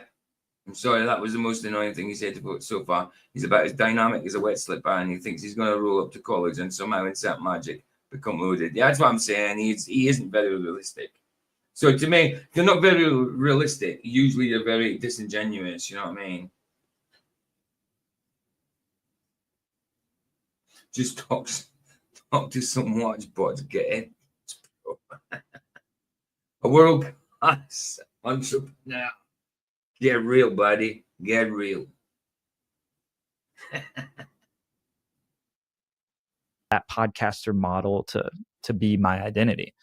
And in the midst of that, I felt super depressed. Like I had no purpose. And what's so super about depression? What's so super about depression? I don't think I would. I mean, maybe you do in the States. I don't know. But if you're very depressed, I wouldn't say I was super depressed. Because to me, I would put super along with like massively sometimes, yes. But usually super is a good thing. Like massively in a good way. You know? Top of his class. How to be a wanker 101. He's making me depressed. I'm sorry, but I turn it off. A buddy from high school, actually, who I used to do all types of things with. He actually, and he was essentially a drug addict in high school and early college. No. And then called me up and he said he got saved. He gave his life to Jesus. Man. And that was one of the first moments where I started to feel like I might not be a good person, because I always had him to compare, and some of my other buddies that I had kind of rolled with for so long to compare myself to, where it's like, well, I still have a, quality social standing and I can dabble in these drugs and substances a little bit, but I'm never getting in trouble or anything. He was always getting in trouble, like nearly overdosing on stuff, and it was bad. And all of a sudden he wasn't doing that anymore. It was like he was a new person. And he was like, hey, during Christmas time, we're back home. He goes, I'm going to this like Bible study, small group. And he's like, do you want to come? And I said, sure. And so I up his glasses. I'm not convinced. I'm really not convinced I am. I want to believe him. I want to believe him. When I hear a testimony, I want to believe it. Because we want to hear about people coming to Christ. You know what I mean? We don't want to hear farcical stories about it, because what's the point in saying you come to Christ if you're not actually? I went, and as soon as I walked into that room, there was a tangible presence of something. I would describe it as something holy, but I guess at the a tangible presence of something holy. It's very generic. It's like I've heard a lot of people saying things like this in testimonies. It's not hard to find out how people talk about things, but it's not about what he's saying. It's how he's saying it. It's how he's saying it. I mean, look at how I've paused that there. It's showtime.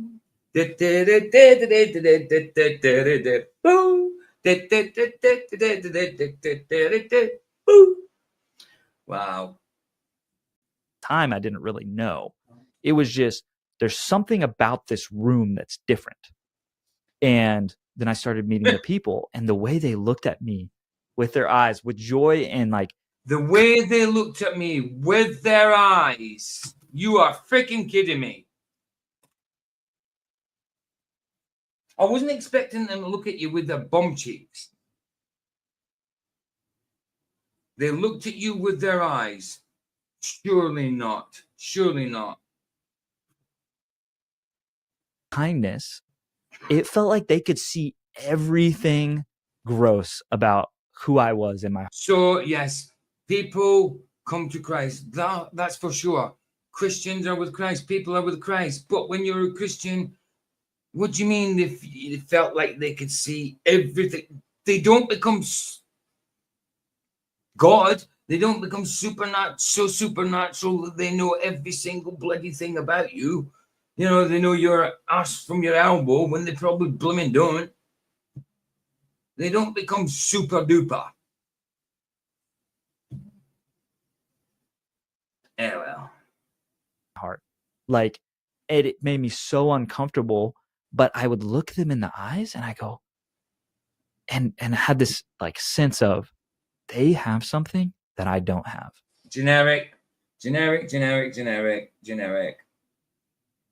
Like all of this time that I have been kind of still claiming the title Christian, this is that. This is actually that. And so that was the first little thing that started to shift my heart back to turning towards Christ. And so I ended up at Texas A&M joining a life group at a church called Antioch in College Station, and was having Anya, as an Anunnaki, creators know all. There you go. spiritual encounters, Right, tangible spiritual encounters during these worship services, during these life groups, during prayer with God. During worship. I bet he went to a charismatic church. I bet he went to a hyper charismatic church. It seems like it to me. Like it wasn't something logical that led me to changing my mind about how the hierarchy of how creation or the universe was oriented. Do you see how he's really actually spoke about Christ coming into his life? And how he broke down in front of Christ, how he realized what Christ had done for him, how he realized that Christ died for his sins and was raised again 3 days later. Has he expressed all that? I mean, it sounds like he's been full of that. You know what I mean? Yeah, here you go, Jesus, have all the credit. You did this for me. You know what I mean? Thank you very much. No, to him so far, coming to Christianity, it was about this experience he had, about the love feeling, the love bombing and all that thing. You know, all that about the people that were there. They had something that I didn't, you know, something. Well, it's Christ. If they did have Christ, that is. It's Christ you're talking about. Where is your changing of mind, like you said, your repentance, changing of mind, to then changing it towards Christ? You haven't given Christ any credit for anything. And we are, well, 23 minutes to go, but still, it's well over halfway, and he's not give any credit of it to Christ. It's all about the experience he had so far. Whether it was, you know, alien species or like psychedelics, or if there was morality at all, it was actually coming face to face with the spirit inside me that had always tried to help me avoid pain and suffering, that always tried to help me turn from what was wrong to do what was right ever since I was a kid. And so I remember having these tangible experiences to be like, okay, this is it. This is, and so I began to change. Oh, it's starting to do that jittery thing again. I'm gonna have to refresh. I don't know why it started doing that late. It must be the weather, this bloody staticky weather. Hey Roger, good to see you. Big Smoke, INK, good to see you. It's your first time here, I think. But good to see you. Good to see you. It's gone jittery again. My heart actually began to change. My mind, yeah, it has. Let me just refresh. It'll book me out for a second, guys, but I'll be back in.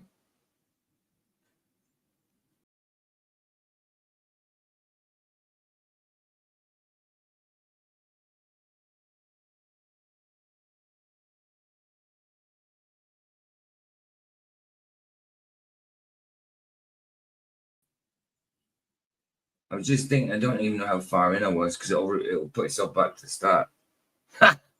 Anyway, get back up. I'll find where I was at. Let's get it done anyway. Where is it? Yeah, anti-grav. There we go. And UFOs. That's what we use. So we were about 33 in, because I remember saying to you 23 minutes left. So let's say that. With God. Like it wasn't something logical that led me to changing my mind about a bit more how bit more than that. ever since I was a kid. And so I remember having these tangible experiences and be like, okay, this is it. Bless Roger, and drive safely, man. Drive safely, bro. This is, and so I began to change. My heart actually began to change. My mind, my desires actually began to change. But I still mentally justified. I would go home from those worship service and smoke a joint. And it was just. Have you been here before, Big Smoke? Not sure if you have. Have you been here before? Click on them and it will show you. What, have they been here before? Yeah. Channel activity? Yeah. Deleted messages, timeouts, hide, 0. No, it does just says delete. It doesn't say whether he's been in here. No, but if he's been in before, It'll say it some says things, yeah. that comment. No, he hasn't. He hasn't. Then. No. No, yeah, it's all right. It's all right. It's first time here. Bless you, man. Welcome. It's like, oh, well, the Bible doesn't say anything about this, you know? And what happens is my There's buddy, a lot of smacking of lips there. A lot of smacking of lips. And the Bible doesn't. this is, maybe like 6 months or 4 to 6 months into the church thing, really having these experiences, beginning to not desire to See, having these experiences. Where is Christ in all this?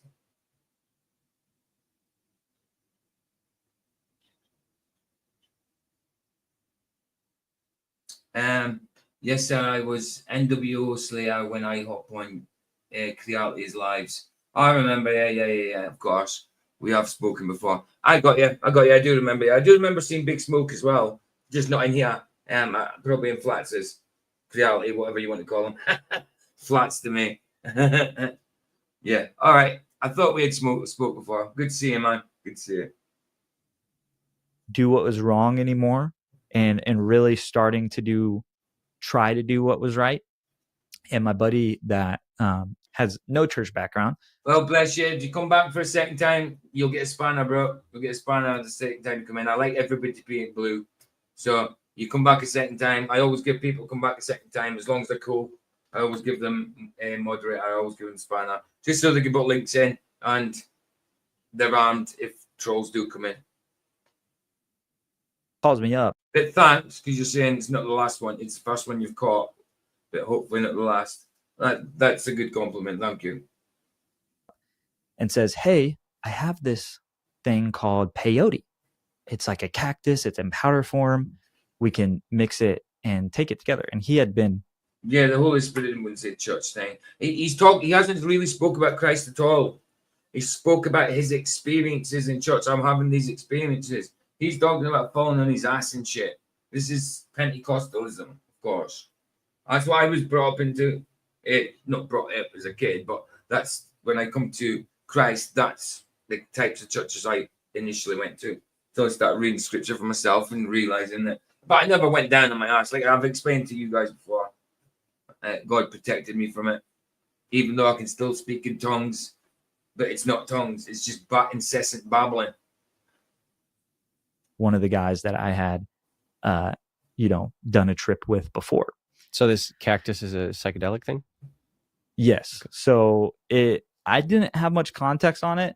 The only thing I knew was that I believe peyote is in Grand Theft Auto, where you could like take it and then you like turn into a bird or something in the game.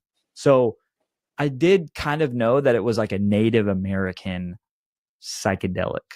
And I was a little nervous about it. I felt like something was off, but I was like, oh, well, this is my opportunity. This is where he goes back to sci-fi. Come over. We're going to have one of our. Oh, actually, did he ever come out of sci-fi? We used to see it as reset. So it's just a reset to, Look, he really hasn't spoke about Christ. He said about changing his mind, which is repentance. But he didn't say anything about why. What for? Who made him change his mind? He didn't say anything about Jesus. So far, he's talked about experiences in the church. Contemplate your life a little bit. It's helpful. All the words that people use for it. We were we would say that. He's a disgrace to Aboriginal medicine. I like it. And we'd get little even jokes and sayings out of it, which is still, I find, strange. Well, 5 days, and it's funny that it's 5 days. I didn't even really put those two things together. But 5 days before I was about to do the peyote, where he's going to come into town, we were going to do it together. Out of nowhere. 2 seconds, guys. I just you got £3.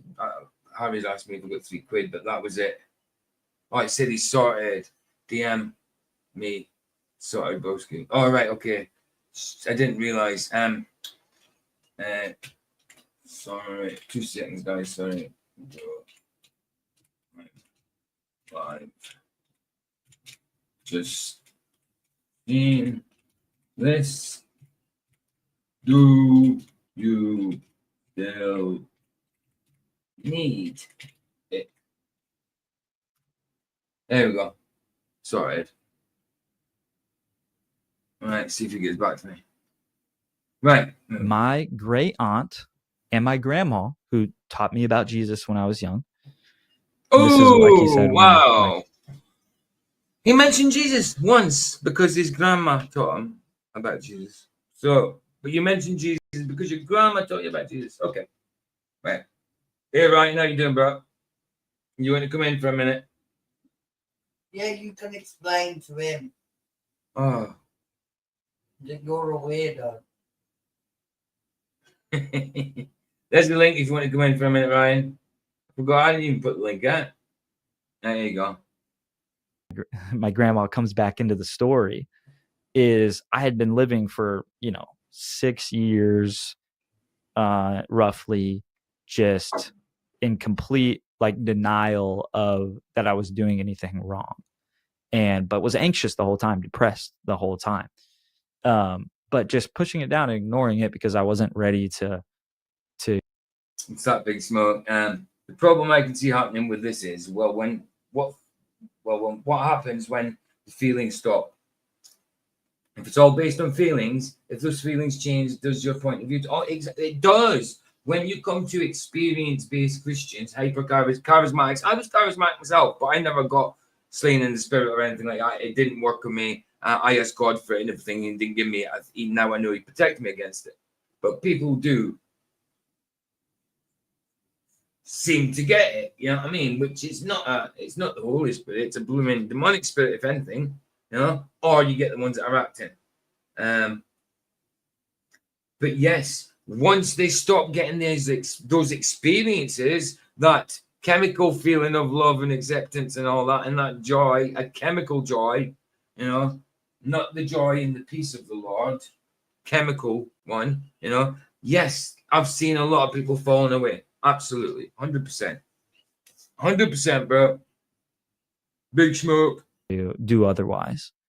And the town they came from is about an hour and a half away, but they show up at my door. I wasn't even home. I had drove in and their car is sitting right there, and they got Ryan, links there if you want to come in. I'll put it in for you if you can hear me. Now they're like, hey, God told us to come visit you. Didn't call me, didn't tell me. They were driving an hour and a half long distance for not even knowing if they're there, or if I'm there. And I believe your granny before I believe you. I believe your granny would tell the truth, and I believe your granny. But the thing is, it's you telling the story about your granny, so I'm not sure I believe it. my aunt used to be like a missionary in Sri Lanka. And so the spiritual realities that are in these other people groups, if you've never traveled outside of America, it's hard to even fathom. But I have a friend, really close friend, that grew up in Guatemala, and he talks about, oh yeah, witch doctors, normal thing. Spiritual things happening, normal thing. People in other people groups will get tattoos that represent a god, and they'll end up having their whole body tattooed because the one God's supposed to protect them from the other one that's now mad at them. So this is in the grand scale of humanity. This is a very normal, spiritual experiences are a very normal thing. It's a very known, hey, these things are real.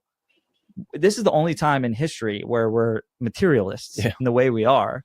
And even then, people are moving beyond that now with the spiritism and the new age. And absolutely. There is bullshit parts of that as well. Absolutely. But I still don't hear Jesus. Which is arguably even worse. But she looks at me, my aunt, my grandma's sister, my great aunt, and looks at me and says, God told me that there was demons in you. And I'm like, I'm going to church, I'm good. Like, I don't, but yeah, no, I'm no. The way he's telling it, he doesn't even know what to say about that. He's gone off script. So, like, yeah, I'm not buying the story. Like I say, the guy's channel is fine. Not this guy, the guy who does the channel. He has plenty on there that's very credible, but there's a good few that isn't. And this guy's isn't. I've decided I don't believe him at all now. And it's not even an uncommon story. It's not even an uncommon story. It sounds like the blind leading the blind. It does, bro. It does. It does. I'm like, come on in. Like, y'all drove all the way down here. You got to come in. And she's just like, hey, can we pray over you? We feel like there's demons. Can we pray over you? And I go, we feel like there's demons. In my mind, I'm like, oh, yeah. Or I say, yeah. But in my mind, I'm like, what are they talking about? This is crazy. This is nonsense. And like, I've been going to worship services. I've been walking with Jesus. I'm in a... Well, no, that's it. You haven't. You've been going to worship services. That's it. You just said it then. You've been walking with Jesus. Going to a worship service, which I would argue that a worship service is not worship. It's demonic sometimes, depending on the worship. Worship is your everyday life and how you walk with Jesus and what you do every day with Jesus. So you weren't walking with Jesus, I don't think. You were going for these experiences. You said it right there. You went to worship services. You went for these experiences because you can get hyped up with the music. You think you're having a shared experience with everybody, and everybody is experiencing the Holy Spirit is some kind of pleasure giver. It's not good. The Holy Spirit's all about self-control, and none of that stuff is self-control. I say that too much, I know, but it's true. Small group. I'm doing discipleship. Like, I'm doing all the things. Like, what could possibly be wrong? And we pray, nothing happens. And I'm like, well, there's your answer. And then she looks at me. Right, goes, Baza? Is there any reason they'd be allowed to stay? Is there anything you haven't repented of? Like, is there anything? And I just look at her. I'm like, and what pops in my mind was, oh, I'm doing peyote in 5 days. And then I go, look, these things can be medicinal. I don't think it's demonic because of that. No. Yes, if you've got a bondage to it, if you're hooked on it somehow and you're depending on it every day and all that stuff, it's not good.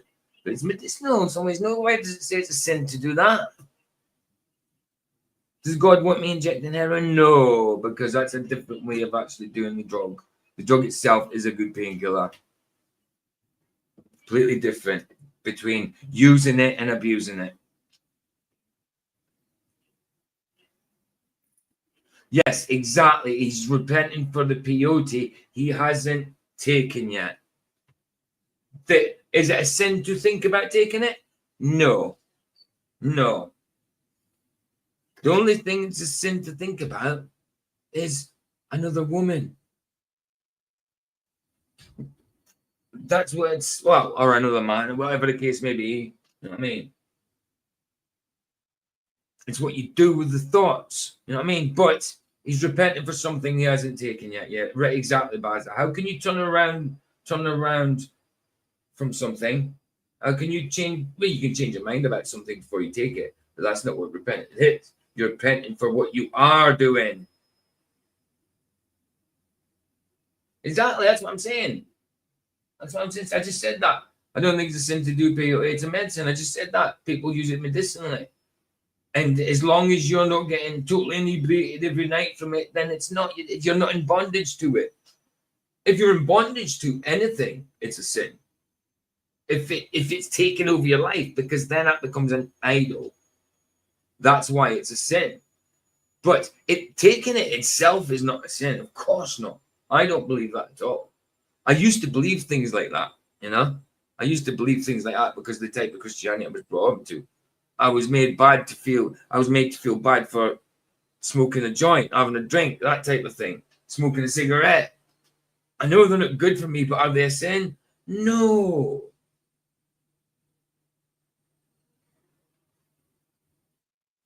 Yes, in the ritual sense, absolutely, absolutely. If you go join natives and do it, yeah, absolutely, yeah, I would say that's wrong.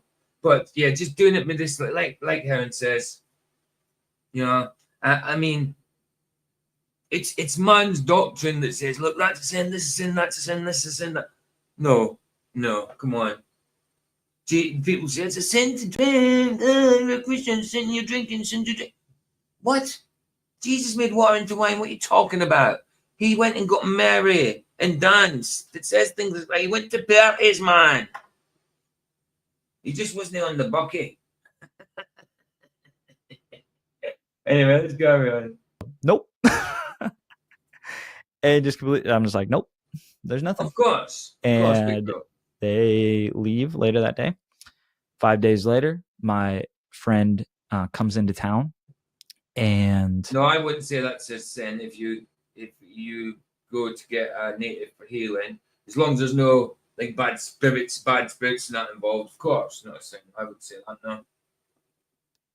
I'm real nervous this whole time. Like I'm don't blame me, bro. Anxious. I don't know about this, and don't know about the story. Come on, let's do it. And so we mix it in the water, and so we take the substance. And we have a fairly normal night. Like it wasn't even crazy. Like there was no actual outward hallucinations. It wasn't even like LSD in the way where it affected your mind, like in an idea sense. Hey Ryan, how you doing, man? Well, good morning. Good to see you, dude. That was one of the things that I enjoyed about LSD was that I get ideas, right? Like that was cool. Like I like ideas. Let's get more ideas. And that this didn't do that. But what was strange about it, it's like chilling in the house. How you doing, man? Good to see you. Good to see you. You know, you ever get a feeling you're like, oh, let's go to the store or let's get a snack. Let's. It was like it hijacked that human protocol for us to go places and do things we wouldn't normally have went to. And we would meet people.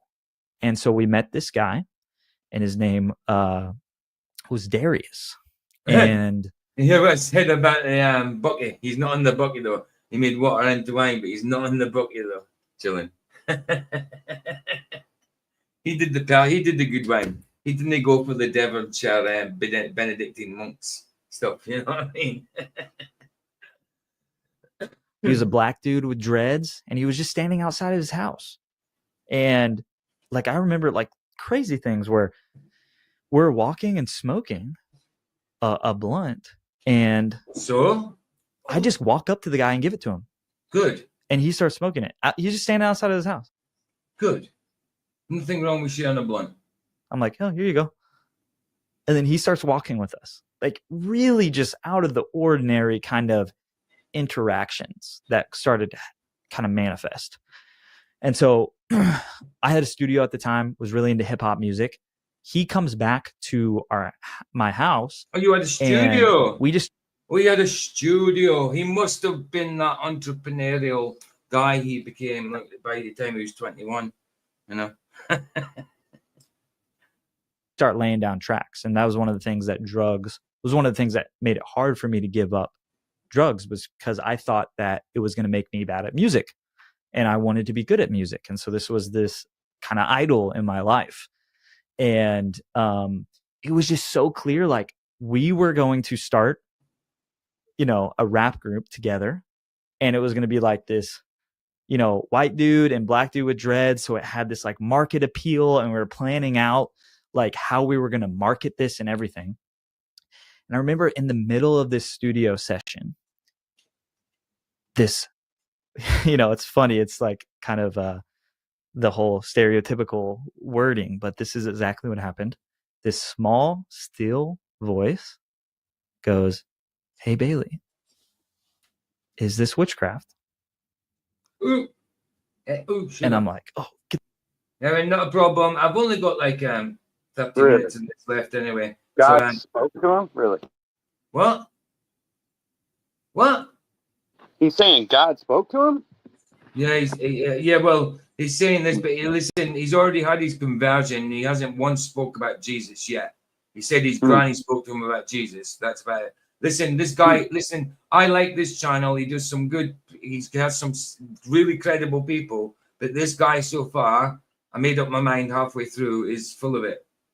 And the story he's given is not an uncommon story. Seeing UFOs, aliens, we think they're demons. You know, it's not an uncommon, it's not an uncommon story we'll hear, but he's just not been credible. He's talking like he's in a sci-fi movie. He's the main character. He's not once spoke about Jesus at all, about his love for Jesus and Jesus's acknowledgement of Jesus's sacrifice for him. Right. Yeah, what Heron said. He's saying a lot of stuff. But yeah, Heron, I know you've got to go to town. Give Vicky a big hug for you. I will do, babe. Bye. Say bye, hon. Bye, Vicky. Hi, Cookie. Oh, you're in the background. Oh, by the way, yeah, that thing meant nothing. I was just putting words together just to make that. It made me chuckle. I used to do it in Facebook. Like, do you know, like I used to, on a night, I like to festoon my nipples in arbitrary literature. I sent you that one earlier. Well, I used to put things like that on Facebook and to see if I'd get a reply. This is when I had my accident in my feet and I was into Facebook at the time because I had nothing else to do. I was in hospital. So I'd wait to see if I got a reply. And sometimes I'd get like just giggling faces. Sometimes I'd get like, what the hell are you talking about? Sometimes I'd get something like, oh, I feel you, bro. I get it. I feel like that sometimes as well, you know. I'm like, for goodness sake, people are agreeing with me. Like, what? I just put some words together. Just some random shit. I was crying with laughter because you were so confused. But no, I was trying to pretend I was confused. I kind of figured you were just fucking with me, but I wasn't really sure. I was like, is this some kind of a weird joke? Yeah, well, yeah, I did it I actually literally copy and pasted it from the Rumble chat because I did it to Roger in the chat. Oh, I see. And he was like, what? Yeah, he came. I used to do the same thing. He thought there was a meaning to it. I'm like, he came in and was like, Beach, I'm not quite sure what you mean. He says something about I used to do something similar, only I would just say everything in like quatrains. You know, I'd like say all these weird words together so that it took you a while to sit there and figure out what exactly I was trying to say. I know what you mean. I'd say even if somebody else didn't find it funny what I was doing, to me I was just took on the head off. All right, I'll remember that. It's so cool. That out of my head, like what you know to do is to avoid a bad trip is to just ignore it, get it out. What? That was it again. Ignore it? How do you ignore a bad trip? Just ignoring it. Bad trips you don't ignore. Oh, yeah. No. That's that thing again. There's that noise again. The noise we had earlier. 2 seconds, guys. Uh-oh. Don't know what it is, but Is it the washing machine? I don't know. No, it's not the washing machine. The washing machine's going slow. I don't know what it is, babe. That's another time we've had it. It's weird. It's so weird. It's like a buzz. It's like a droning noise, and it kind of gets in your skull, and it's like the whole building's vibrating. And this building this is an apartment building. It holds like, it's wide and it's tall. It holds like 100 odd people. Right. It's done it again. Maybe somebody in another room that you just can't hear is actually using some kind of a tool or something that you're only feeling the vibration of. You ever think of that? It's weird. It's really weird. Like maybe it's climbing up through the water pipes or something, and it's vibrating. It You feels know what I like mean, in it's the wall. inside your head. It feels like it's inside your head and in your body. Do you ever remember the Incredible Hulk movie with Edward Oh yeah, Norton? yeah, I know what you mean. It's kind of like I get what you're saying. It's kind of like when it expands into a room and like you can just feel it's like a deafening feeling, almost like there's pressure in the air. Know what you mean? A little bit. Yeah, a little bit. I'd never experienced it until today. I didn't feel the first one. Oh, really? Yeah, I've never been experienced it today. I mean, I could describe similar things, but I'd never experienced it until today. It was weird. It's like, I don't know. The only way I can explain it is a visual representation of it was the Edward Norton movie of Incredible Hulk when he gets blasted with that sound waves from yeah. that's the only visual I could think of it. Yeah, like that, but not as rough. But it was like it's not even a loud noise, but it feels big. It's not loud, but it feels big. I thought the skies were opening earlier. Something was happening in the sky. I didn't know what was going on. It scared me. It scared the shit out of me. Oh, you thought maybe it was a plane or something? Yeah. No, I thought something was happening with the heavens. Oh, okay. I see what you mean. Or something, or people manipulating the sky or something, either that or something happened, electricity in the air of some sort, maybe God using electricity for part of end time stuff. I don't know. I thought some shit was going on and I was shit myself. Yeah. It scared me. I hear all kinds of weird stuff where I live. Mm. I mean, like weird. I mean, I know most of them are probably just my ears doing whatever they do, but Yeah. there's times where me and the cat both look up and like, what the fuck is that noise?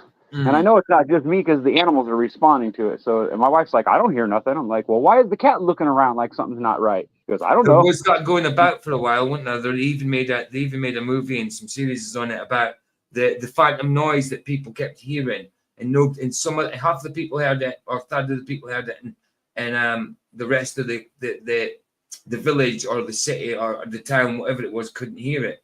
Right. Remember, yeah, and it was some kind. I can't remember what it was, but it was allegedly they found out in the end. If people thought they were going mad, they made a religion out of it as well in this series or this movie. Yeah, and then they found out in the end it was something physical that the government were doing underground or something like that.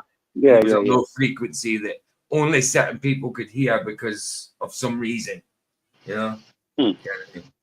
But well, they say that everybody sees and hears slightly different frequencies anyway. Right. Like you can kind of test that with a generator. Like a tone generator. Like I think it gets up to like 6,000 before I stop hearing the high ones, and I can hear most of the low ones till you get down pretty low. Aye. I don't know whether there's a below, like whatever, a negative, but you know what I'm saying, like. But there is a point where it just disappears. You can't hear it anymore. Yeah. Beyond the limits of your eardrum. But you can still feel the vibration, but you can't hear the sound. It's weird. Yeah, it was very weird. It was like you could hear it, but it wasn't loud. But it felt big. Like and a really it was low also internal. It felt like it was external as well as internal. It's so weird. I don't know how to explain it. That is weird. Yeah. Maybe there was an earthquake or something. I don't know. Well, maybe. I mean, it's not like we get them here, but maybe I don't know. They say in the end, and we'll have earthquakes in diverse places. So it does. It's a possibility, I guess. I don't know. I'm sure there'll be some explanation for it if it keeps up or if it doesn't go away. Maybe. Somebody will be trying to figure out what the hell it is. Yeah. Anyway, I kind of wish I was around you so I could come and listen to it myself. No, it's more like a feel. You can hear it, but you can feel it. It's weird. So weird. Anyway, let's carry on. All right. Don't focus on that because you don't want to go down that dark path in your mind. And then one more time, after I'd like, okay, got that. One more time, there's this small voice that goes, "Hey, Bailey." It's not accusatory. It's just asking me a question. I'm sorry. If you had God's voice, it wouldn't be a small voice. People say there's still small voice, but that's just if you actually that's your sense. Like a movie. It's like a song. That's your sense of God. Like you're being guided this way and guided that way. That's just an analogy. But when you're talking about God's actual audible voice, it wouldn't be a small voice. God, you wouldn't be able to take God's voice. You know what I mean? If God actually spoke to you audibly, it wouldn't be a small voice. I was going to say it might just blow you away. Just a little. Yeah. Hey, Bailey, is this witchcraft? Now, later on, I studied the Bible, and the idea of pharmakia is to take a substance to invoke spiritual experience. That is the word used in Galatians within the New Testament for sorcery or witchcraft. I had no concept of that at the time at all. So several days pass after this. Sorry, Ryan. Shall we look that one up? Because I'd like to see what it really says. Out of Yeah. curiosity. To make Yeah, sure that he's not bullshitting us. Right, what did he say again? I don't know. You might have to go back. I think it was Galatians something, wasn't it? Ah, okay, yeah, okay. Word used in Galatians within the New Testament for sorcery or witchcraft. I had no concept of that at the time. Oh, I need to go further back. I know that sounds like what do you call There's it? this small voice that goes, "Hey, Bailey." It's not accusatory. It's just Hey, asking Bailey. me a question. Hey, Bailey, is this witchcraft? Now, later on, I studied the Bible, and the idea of pharmakia is to... Yeah, I think he's right now. Hold on. Yeah.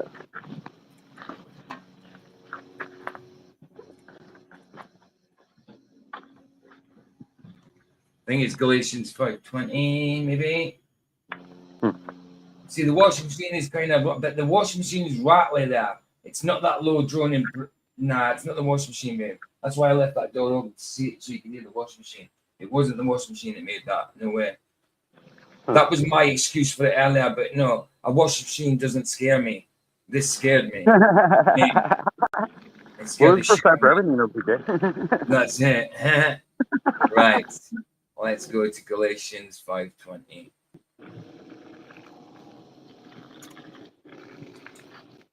In the Bible, not NIV, I want.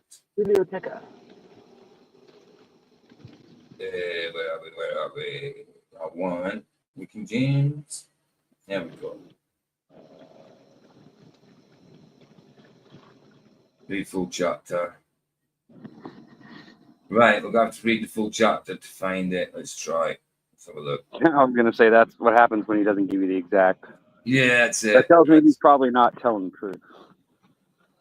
Well, I mean, I don't think he's telling the truth anyway. But or he's telling whatever he believes it. He's read into it or whatever, and he's made. Yeah. Because I don't always know that. Sometimes I know the scripture, but sometimes I forget. Where it's at. Right, okay, Christian liberty. This is Galatians 5. Right, no, we need to go from 20, I think. Let's try that.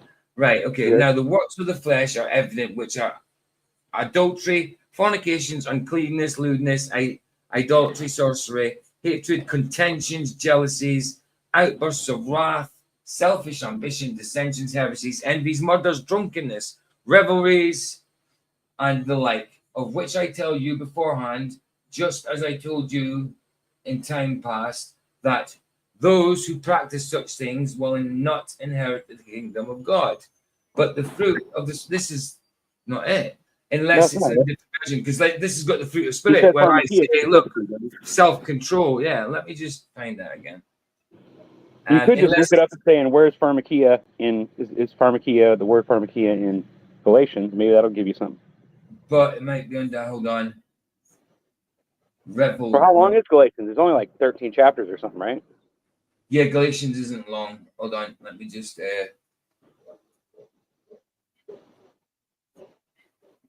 Not that I want you to read all the way through it. I just thought we'd, make sure.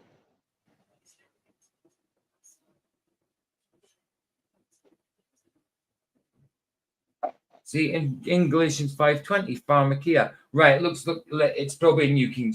I put New King James there. Let's do the same one in King James version. Not New King James, just King James. King James. Where are you? Can you read? King James version. Right. There we go, King James version. Right. Are we still in? Yeah, we're still there. Right, let's have a look. 20. Idolatry, witchcraft, hatred, variance, emulations, wrath, strife, seditions, heresies, envyings, murders, drunkenness, revelings, and such like, which I tell you beforehand. Right, maybe. There's no pharmakia there in Galatians. I'm not sure what he meant then. But maybe, maybe he talks about it a little more. Maybe he brings up the verse specifically. Right, maybe for Later like, on. no, was it 26?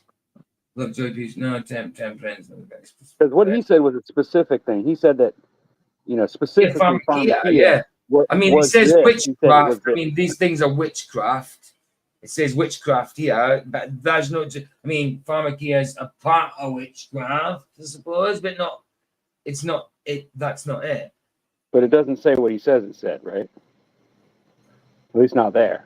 Let me just, I've got it right. Let me just ask, right, specifically, see if it does.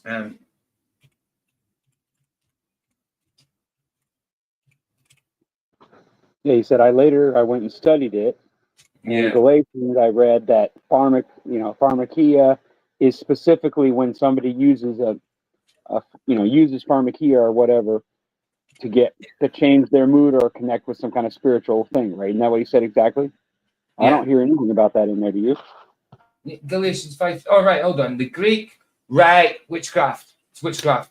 The Greek word pharmakia, often translated as sorcery or witchcraft. So it is Galatians 5:20. Mm-hmm. But it's witchcraft in there. It's witchcraft, not pharmakia. So it's sometimes translated, so it's been translated into witchcraft. But where does it say that when a person uses something to go to a higher level to connect with the spiritual, that's called pharmakia? It doesn't say that, does it? It's not. No, pharmakia involves herbs, bullshit, that kind of stuff.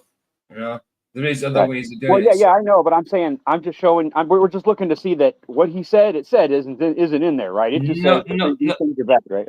Yeah, which relates to medicine, witchcraft, and sorcery. Yeah, Big Smoke just got that. I think he's reading a little too far into it. Gathered that it was in Greek. It's in Greek, I know. But it doesn't say what he says it says in the actual thing. But I get it. I get what he's saying. Right. Well, let's go on and see where he's going to invoke spiritual experience. Yeah. That is the word used in Galatians within the New Testament for sorcery or witchcraft. I had no concept of that at the time at all. I didn't even need to really look it up. But several days passed after. I would have known it said that if he said it. If I hadn't just been too quick to jump in. Right. But still, I don't believe his story. I don't think he's been credible. After this, and I'm walking around town, and it feels like just everything is desaturated, like everything is gray. I'm fully sober. This is like several days after, so all of the drug is just out of the system, and I'm going on with my normal day. I think it was the summer. Oh yeah, Big Smoke. Bless you for that. Thanks for that, bro. Thanks for that. I should have looked down. How did you manage to get the Greek in? Oh yeah, of course. I know. You could have translated that then. Yeah. Just copied it. It's called a concordance. Thanks for that. Sorry. It's called an expansive concordance of the Bible. You can look up any word in the different languages and read the actual word itself. It's pretty cool. Absolutely. It's a big, huge, thick book. Right. Time, and I remember specifically, I was going to Salada to get a salad because I was super into health and fitness, and I was walking, and there was all these crows just in the parking lot, which is a fairly normal thing sometimes at certain times of the year. And I was watching people walk by, and the crows are just, doing their normal thing. And then I start to walk like parallel or perpendicular with them, and all of the crows begin to turn their heads and follow me with their eyes. Oh boy. And I'm like, I just like kind of get choked up because I'm like, this is strange. What was weird though is like that few nights ago when we actually did the drug, we were out and we saw this weird. This may be irrelevant, but that night we saw this weird like SUV that was driving super slow by us. We were in a bad part of the neighborhood too, so we shouldn't have been there. And then this crow lands at the basketball court we were at. So that's just anecdotal, but yes, it is anecdotal. sober- You know what So they say? what was you telling it for? If it's anecdotal, what was you telling it for? Because it's sorcery. Come on, think about it. Remember the story about the crow comes to carry your soul to the land of the dead? They were all waiting for your ass to drop off French fry.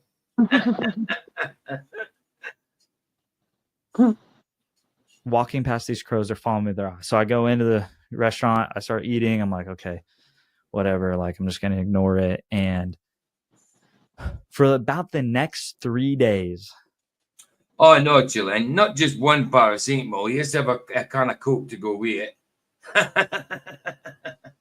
Do you mind back in the day, Julian? You used to say that up the road, that you used to be able to get, there used to be something in Coca-Cola that if you added it took paracetamol, you get off your tits on it. Mind that? This keeps happening. Everywhere I went, crows Everywhere would that Mary went, follow me. Crows were following him Yeah, the everywhere he crows went. were sure to go. Yeah, Everywhere he went, crows were everywhere the following. Bailey went. Yep. Well, he was The- stinking the of crows food. were sure to Well, go. you know what I mean? Fast food, stuff like that. The crows were following. They were probably hungry and they thought he had French fries, man. What's the big deal? Exactly, exactly, bro. That's what birds do at McDonald's, where I'm from. Right, Pretty much, that's true. right. Yeah. I've seen birds. I've seen birds that you chase away coming back. Yeah, they'll fight each other just to get close to your car. Yes. Yeah, I know. It's crazy, Yes. man. They'll damn near grab it right out of your hand and fly away, man. Mad. I hear you. Yeah, you do remember something. I thought so, bro. I thought so. Both land by me and their heads would just track me.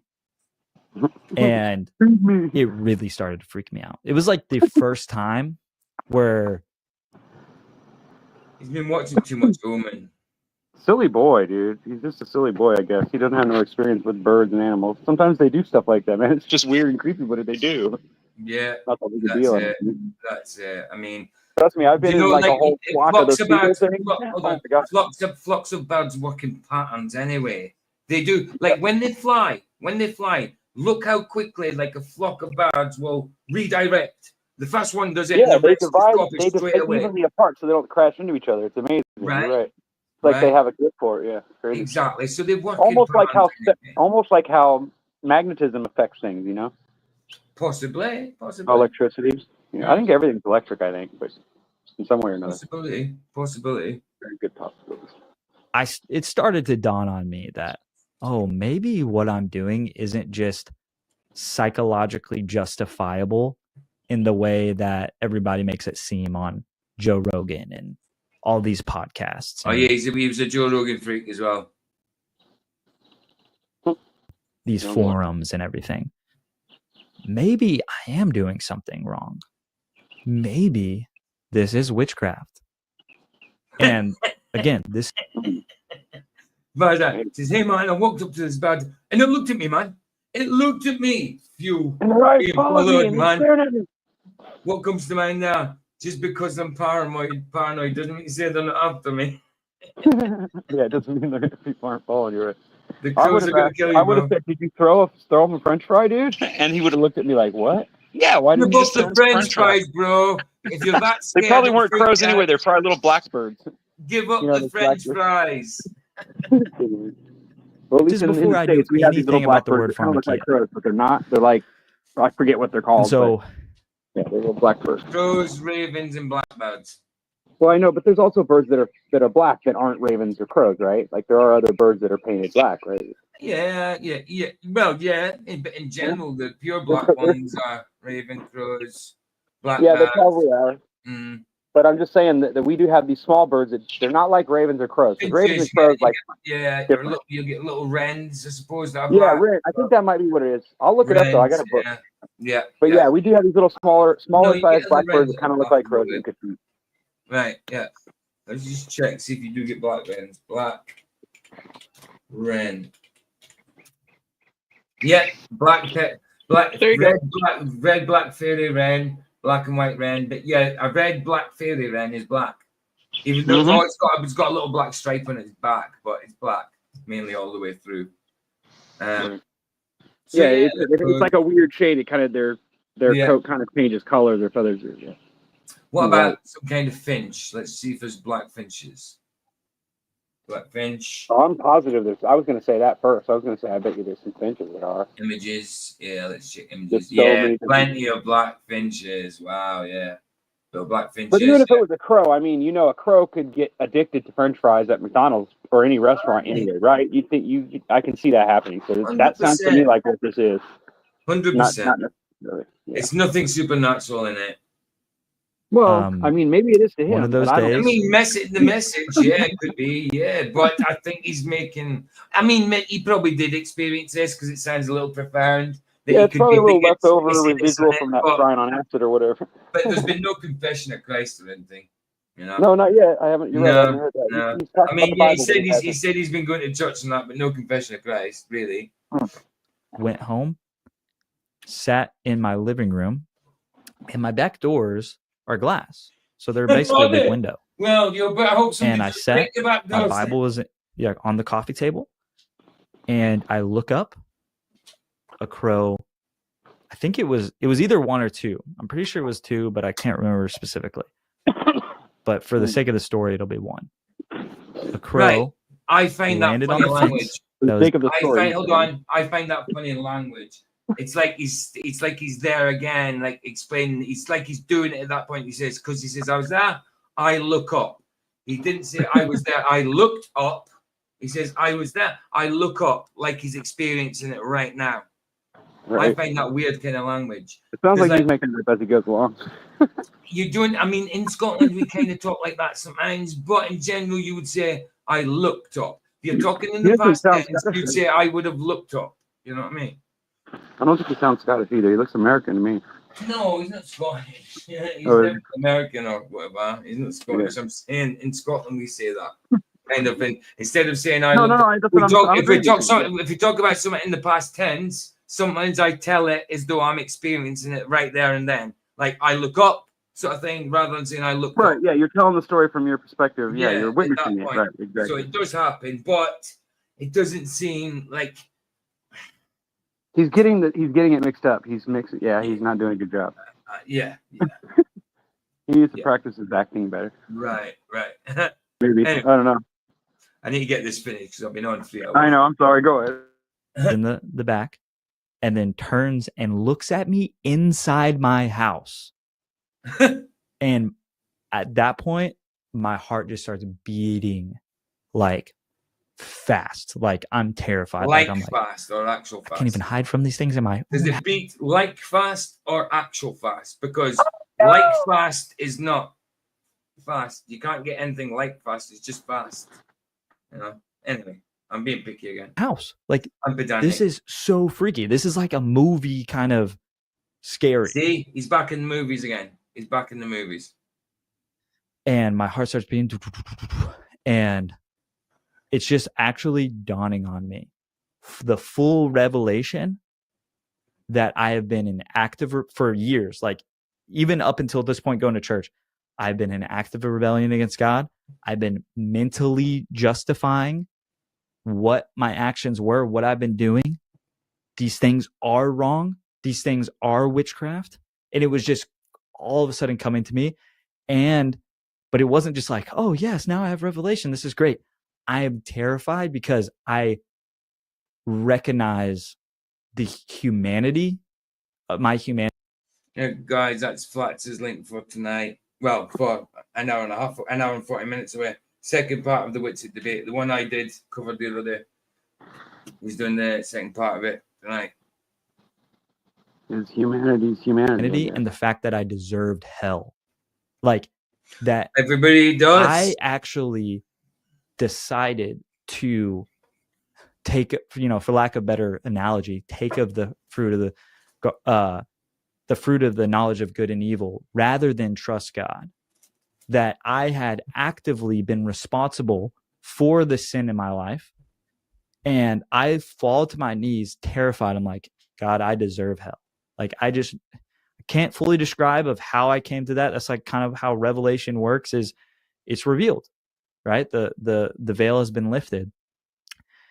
Usually through Christ, usually through some kind of experience with Christ, through the Holy Spirit. But I haven't heard anything of Christ, really. Just that his granny told him some stuff and said that he was, even when he went to church, he was full of demons. So it was like the blind leading the blind. And put my hands in the air at the top of my lungs. I go, Jesus, forgive me. Jesus, forgive me. Like screaming out, like not even expecting to be forgiven, but just like at my wit's end of my life at that point, just terrified. And I felt this forgiveness come over me. And what happened next was interesting, because I had remembered, is there any reason it could stay? That my great aunt said. And in that, what I grew up learning is, in the name of Jesus. Oh, his great aunt. No, he's not. Can command demons that they can't stay anymore. That darkness can't stay when you use the name of Jesus. And so I go, in the name of Jesus, leave. And I felt a pressure come off of my chest, and like, from the best of my ability. Okay, that's the first time he's used in Jesus' name. Now, he could be telling the truth about that. It might have happened. I dare say he has got some kind of relationship with Christ, but I think his testimony, it was a bit, even though it was quite a generic story, we hear it all the time type of thing. It wasn't that mad of it. It wasn't that profound, really, considering what we've had. He seemed as though he was being hyperbolic. He was exaggerating a bit. The way he told it wasn't what he said. It was the way he said certain things. It was just, I didn't get it from him. My discernment was he wasn't being fully forthcoming. It went out the window, like out the closed door. Like it went that direction at least, and just. It went out the closed door. After that, crows didn't follow me anymore. There was an open window, but it went out the closed door. Yeah. Sorry, I'm being funny now, but yeah, went out the closed door. I love it.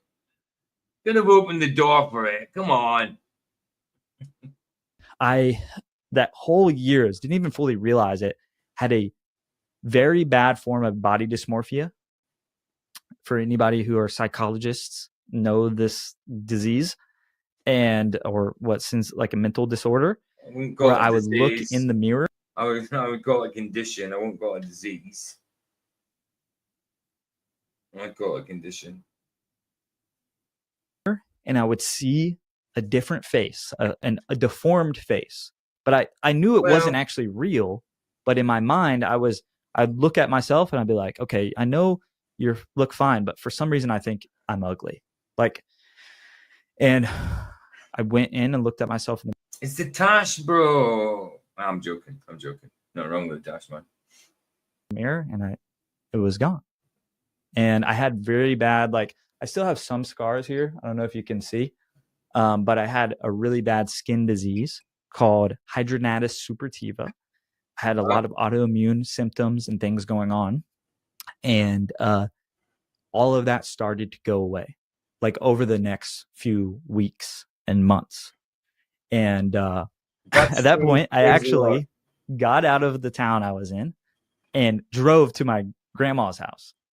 And my papa was still alive at the time. He's passed away at this point, but he's a super nice and jolly guy. And I was just like, I got to get out of here. This is crazy. And went and told them the story, and then ended up really getting plugged into church after that, and fully was transformed, born again. I would count that as my born again experience. And sorry, Baza. And said that's a fairly rare condition. Ask me how I know. How do you know, bro? Because you had it, or you know someone had it. and started following the Lord. Now my wife and I serve in ministry and have Or you Googled it. been for the last 4 years. And yeah, It's super interesting, especially the part with your grandma that she came out of nowhere and was just like, "Hey, God told me you have a demon," and you're like, "You're crazy." But turns Yeah. out, no, she had heard correctly. There was something there, which is potentially also why the crows were following you. Maybe they were seeing something that other people couldn't see. There's a interesting connection when it comes. Why would crows follow you? Because you've got a demon. Why would a crow follow you? Because you had a demon. If the demon had some prize, fine. Yes. But why would it just follow just because it's had a demon? I don't get that. That doesn't make sense to me. So crows and Native Demons American aren't the things of movies. folklore, and that cactus that you did was also like Native American in origin. So I don't know if there's a connection. Sticks with you for a long time. What actually are the symptoms like? Is it scabby or is it spotty? Is it rashy? Hivey? I don't know. Scratchy, flaky, whatever. What kind of symptoms do you get from it, bro? Painful, maybe? Maybe there, I don't really know, but it's a super interesting story. Thank you for sharing it. There's See, look, I don't think he believes it. I don't think your man who owns the channel believes it. I really don't. And your boy looks worried that he doesn't believe it. I don't know. I could be totally wrong. there's a lot of questions that I would want to ask, but I want to wrap it up. And I know why. Because he doesn't believe him. something that was very important for you, and you talked about it when you were in college, you're trying to find purpose, and you mentioned, you know, the things that you were looking into to try to find that purpose. And I think this is a very relatable thing for a lot of people listening in our world. A lot of people think in the way they you were thinking, you know, and Joe Rogan obviously is the biggest podcast in the world. And I have friends, you know, that are thinking about this, and they're looking at goals and all these things, essentially at the very core, looking for purpose. And also tying in with the other experiences that you have, a lot of people are trying to find that purpose in, you know, aliens, and this ancient alien thing is getting bigger and bigger, and the new age is sort of intertwined with that. And psychedelics is another part, which is kind of adjacent to it, where people are looking for purpose in these things. You've looked into it, you have experiences with that, with Jesus as a kid, as an adult. What would you say to these people that are looking for purpose in their life? I would say that truth stands on its 2 feet. So truth defends itself. It doesn't need a Ooh. defense. And that Subdermal infection. So it's under the skin infections. Wow, very painful blisters, but deep under the skin. I was right, under the skin. The autoimmune part is hard as well, like having the flu. Yeah, Vicky suffers from the autoimmune thing, don't you, babe?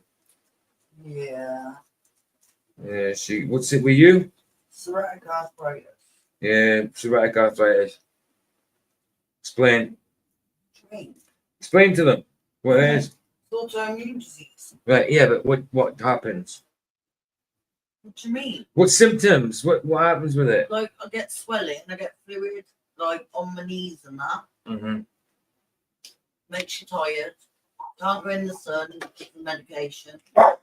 Shut up, you weirdo face. Then the medication gives you, like, ulcers in your mouth. Yeah, it does. Yeah, I remember you saying that. Makes you sick. Minnie, shut your mouth. But yeah, so any part of my body can swell. Any part of her body can swell. But Except her left earlobe. to be fair, I've only had it in my hands, my knees, and my eyeball. Denise. And my eyeball. Eyeballs. that if you want truth, you will find truth. If you want truth, you will which find the if- truth. Not enough. No. You want truth, you will find the truth. No. A lot of people want the truth, but they need to actively seek it to find it. You don't just want truth and then it happens. No, if you want truth, then you seek it. Then it will happen. If you're seeking it in the right place, that is. Wanting is not enough. Sorry, I'm being pedantic, but that needed to be said. God, if Jesus, if what I'm saying is true, and Jesus is truth itself, Which embodied in a means, what if it is true? I hope you're not. I hope you're just saying that as a way of talking and rather not questioning it. person who is alive today that actually lived and empathize, can fully empathize with us, and that he claimed to die for the wrongs that you've done in order to make up for them. He claimed to die. He did die for our sins. No, he claimed to die. Claimed to be God through his implications and his words. He didn't claim to die. He just did die. He didn't claim to die. He did. That's when did he claim it?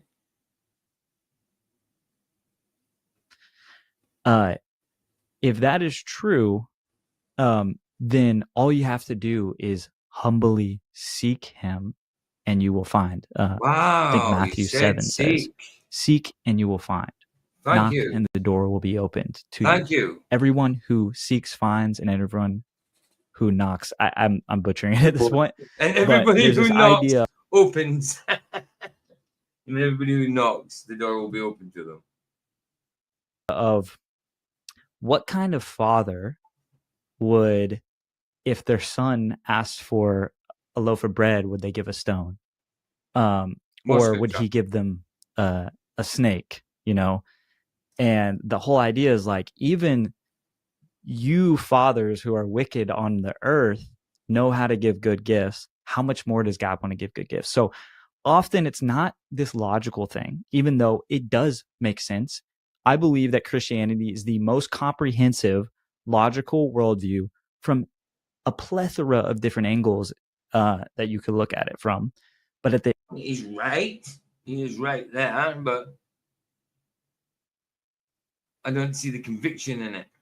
end of the day, it's a person that you're either choosing to get to know or choosing to reject. And that is a moral decision, not a logical decision.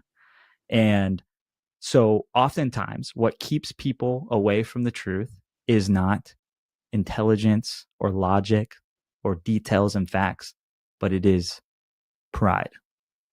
And so the way Oh, yeah, 100%. I'll agree with that. to the Father is through the Son. And the only way to see if that is actually the case is to humble yourself enough to ask. There's actually a car alarm going off now. I wonder if that's anything to do with the noise and that we've been hearing. And so that would be my direction on how to actually find truth. And ultimately, like, the promise of the Bible is that God has promised eternal life. And so we're all afraid of death. And Not everybody is. I am. I'm afraid of the physical act of dying. Absolutely. But some people aren't. I mean, Vicky doesn't bother. I was about to say it doesn't bother Vicky. It doesn't bother Vicky at all. Bothers me. Scares me thinking about taking my last breath. Knowing it as well. it's the only comprehensive worldview that not only is an experiential thing, like I just mentioned, but is comprehensive to satisfy our deepest desires in a real way. So that's mainly what I'd say. Yeah. Thanks for listening to this episode of the Almost False podcast. There we go. We got through it. Hey, there were some videos I was going to play at the start and I forgot to. They're only a couple of minutes long, so I'll play them. I downloaded them. Comedy ones. One's I think it's homophobic Batman.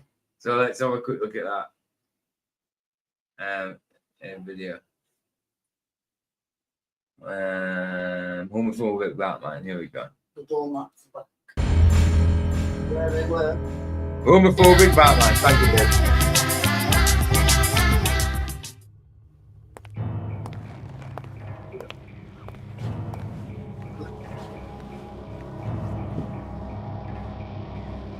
Where's Rachel? Oh, your girlfriend. She's not my girlfriend. No, I get it. I wouldn't kill 1,000 guys to get to my boyfriend. Your boyfriend, you mean? Your friend from school? My partner. Are you an attorney? My man partner. I'm gay. You're gay.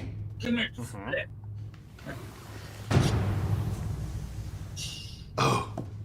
Something wrong with that? Not that there's anything wrong with that. It's just new information for the file. Your file. Do you have a lot of files with gay people in it? For the criminal file. You're a criminal, but you're gay. Just good to know. Yeah. Okay. I see what's happening. You're homophobic. I'm not a homophobe. Okay. Back to Rachel. All right. You want to talk about Rachel? Yes. Where's Rachel? Well, Rachel is far away over there, and you've been chasing me all around the city to get Like the lugs. a room with you. What are you getting at? Looks a little gay. I'm not gay. You're not gay. Being gay is okay. I'm not a gay. Okay, you're not gay, but on a side note, I love the whole costume. Thank you. It's made out of. God damn it! Listen to me. I'm not gay. All right, but you don't. Do you live with Rachel? She moved out. I live alone in a mansion. Okay, alone in a mansion by yourself? It's just me and my butler. Oh, you're a butler. It's not like that. Is he your butt butler? He's not a butt butler. He's a regular straight butler. So you live in this mansion alone with another man as he serves you, this butler. I'm not gay. Do you want to know how I got these scars? Wasn't it? Gay way, was it? No. Okay. A Latino boy strapped a razor blade on the end of his penis. That sounds pretty gay. Let me finish. And then he proceeded to slap me across the face, and as it went across my mouth, it really kind of like opened up my mouth, and that made it even easier for his penis, which was just a razor blade. And... That is the single gayest way that could have happened. Have you never heard of a Latino meat shank? Let's get back to the issue. Oh, What do you want to Latino kill meat me? shank. What are we watching? I don't want to kill you. I want. Homophobic Batman. Comedy Why? of what? Why are you watching this creepy stuff?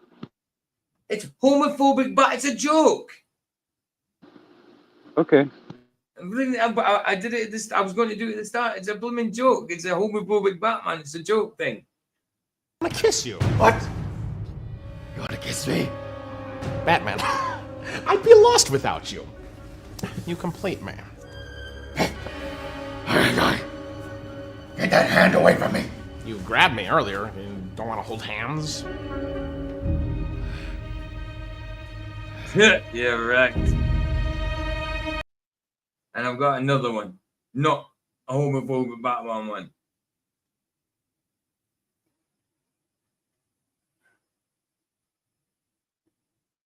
This is Snow White starring Samuel Jackson. So still kind of gay.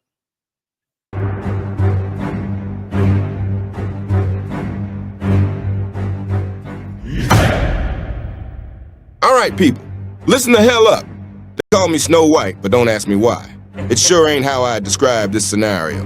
And yeah, I know what you're thinking. This dress is way too frilly. But I didn't ask for any of this. 1 minute I'm polishing floors and dodging my stepmother's side eye, and the next... Do you not get my point for showing it, Ryan? No. You don't get my point for showing these. You don't get my point. I get it. Yeah. We're watching it because they're even making jokes out of it, but normalizing it. You know what I mean? Like who doesn't like Samuel L. Jackson when he goes on the rants? A lot of people do. But now putting him in dresses, making him a little ghetto. Look at what they're doing. They're making it seem funny, right? And it might be funny, but this is what it's normalizing shit. You know what I mean? Yep, That's the course. point for doing it, bro. Same as Oh, I the got homophobic thing. Showing the discussion. Yeah, I see what you mean. Yeah, Okay. yeah, it's not a I get it, topic, but it was meant to be done at the start before I got into the topic. You know what I mean? So yeah. No, this is stuff that I've looked into too and wondered about. I just wasn't sure if who I'd talk to about it, or who I tell about it. You know what I'm saying? It's Yeah. like it creeps me out. It does. Of course, it's horrible. That was my whole point. That's the whole point. They're doing it for a reason. Why? To make it seem normal.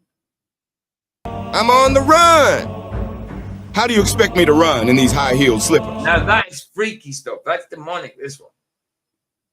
So there's this evil queen with a vanity pride, and she wants my heart on a plate. They say she's the fairest of them all, but let me tell you something. She's also the scariest of them all. Magic mirror on the wall. Who's the fairest of them all? I mean, all these people are AI generated. It's bloody so creepy. So creepy. Anything emulates you. But I mean, look, even there, I mean, is that not a demonic coming through a portal or something? You know what I mean? I know it's meant to be the mirror, but this is what they're coming out with. So what you're saying is, so when I was saying to you, when you were saying why we're watching this, and I'm laughing, I'm saying because it's funny. I'm pretending that this is actual comedy. You know what I mean? This is meant to be funny. I don't find it funny. I actually think it's terrible. You know what I mean? I think it's normal. Creepy. Yeah, exactly. It is creepy. So I was glad you had that response. So you're telling me that this is this thing that you make these things with is an app where you just type in like character, you just tell it what you want it to make, and it makes it? Is that how it works? I'd say there's a little more to it, but I would say you just give it a prompt and off you go. Yeah. Yeah. You can touch it up and all that afterwards. You put in the pictures. You just put in the pictures that you want it to use and all that. Probably some apps won't let you use celebrities' faces and that, but there's obviously ways around it. My Canva wouldn't let me do that. If I try and put Sylvester Stallone in there, it wouldn't let me. I had to try and make this the what you call it? Wow. The prompt. I had to try and make the prompt sound like what I think Sylvester Stallone looks like. You know what I mean? Oh, I got you. But yeah, some of them will do it. I suppose there's a way around it, or they take the image themselves. Describe the character then, kind of in words. Then, or they could do that, or they can take this. They can actually physically take. Well, not physically because it's on computer, but go to get a pic of Samuel L. whatever, and then put that on the AI. So then the AI's got no option but to use that face and animate it. Right, you know what right. I mean? Gotcha. Yeah. So yeah. Interesting. You've asked this. I don't think these are funny at all. Yes, I was laughing at the first one. I was trying to make a point. So when you came on and said that, I was kind of glad you did. It's when I said to you, because it's funny, when I said to you because it's funny, it's a joke, you weren't satisfied, and I can tell that. That's why I let it go. That's why I let it go. You do remember my history, right? So you know why that other thing bothered me? Okay, all right. So you get it. Okay. All right. Of course. But that's why I let it ride for about a minute and then stopped to tell you what I was doing. Yeah, it's like, okay. I was like, all of a sudden I hear this, somebody slapping somebody with their dick, and I'm like, what the? What's going on here, dude? I'm looking down to make sure this is still your show. I'm like, something's not right here. But that's what I'm saying. This is comedy nowadays. That's what I'm saying. But this is comedy nowadays. Yeah. It normalized AI, bloody homophobia. I mean, the other one wasn't AI, but homophobic jokes made to seem as though it's normal. And then Batman's doing it, and it's like, Batman's really gay because he lives with the butler. Right, or he's at least curious. Yeah, right. Yeah. It's kind of creepy. That's why I was like, what? It's basically saying everyone's gay, like Kurt Cobain said. But Vicky was watching the soaps earlier, and every single person that was in them, it was like, oh, she's going with a woman now. I was like, what? She was married to that guy before this. Yeah. All the straight couples in soaps are now gay couples. Really, all of them? Most of them, yes. They don't care what they go with. They go with them all. Bisexual, right? Or they're bisexual, whatever. Yeah, it's crazy. So crazy. Anyway, I think we get the idea. Yeah, I get the idea. You know what I mean? We'll leave it at that. We get the idea. So, but yeah, you can see why I did it now. I wasn't trying to say it's actual real comedy. I think this is brilliant. You know what I mean? No. That was the whole point of doing it. But it was meant to be done at the start. That's the thing. That's why it didn't seem right. It was meant to be done at the start before the thing. I thought Batman came out in Batman v Superman. Nice bars, I like it. Right, song. I'll play out with a song first. Let's get one. I've downloaded a couple of things. But let's just do Harry Mark at the minute because of the time and that. Flats will be on in just over an hour. So let's just get the song done and I'll see you guys on Flats. I've just done the same thing again. And I'll snore later, so you'll hear me. What, while I'm in Flats? Probably. Huh? I'm tired. And the tomorrow's stream will be about what does the Bible say about immigration. It will shock you. So tomorrow on that. La migre. Where is it? I'm tired. Oh, here it is. When it's coming back. Here we go. Here it is. Is this the right one? I have no idea. I think it is. What's up, y'all? What's up? Chilling. Can I do a freestyle for you guys? Yes. Hey, dope. All right, tight. But Hold can you on. guys help me out and give me like some creative, words to challenge me for me to use in my freestyle? I need time to think. Give me a second. Yeah. Take your time. Clown, yeah. Clown. I like that. All right, clown. Winter. All right, clown. Winter. Perfume. Let's get one more. Nails. No, we did this I one. know I said one more. I thought I downloaded another one. We've done that one. I'm not doing it again. What bit? I'm ordering from the chicken. What's one? Babe, wait till I finish. I'm just about to do it. Wait till I put the song on. I maybe didn't download it. I maybe thought I did and I didn't. I'm not sure. Which one's this?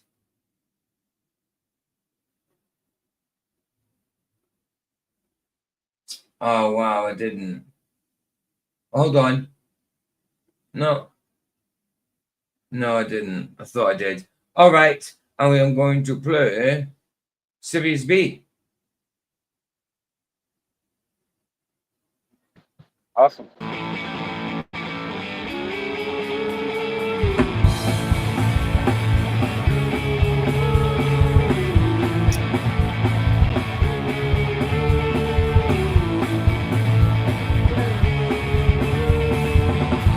Make hay, my sunshine's got a feverish spell. Everyone knows break down flowering in the field. You can take it to your doctors, are you feeling insane?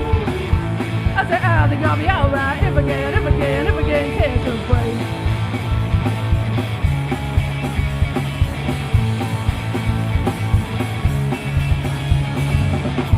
Make way for the mainstream and move it in next door. It'll bring you to your knees then, it'll take some more. One circle around the bottom, you out of town is great. 2/3 of what you take on, just stay out of the way. City doesn't like you, the city doesn't need you, the city doesn't want you, the city doesn't need you.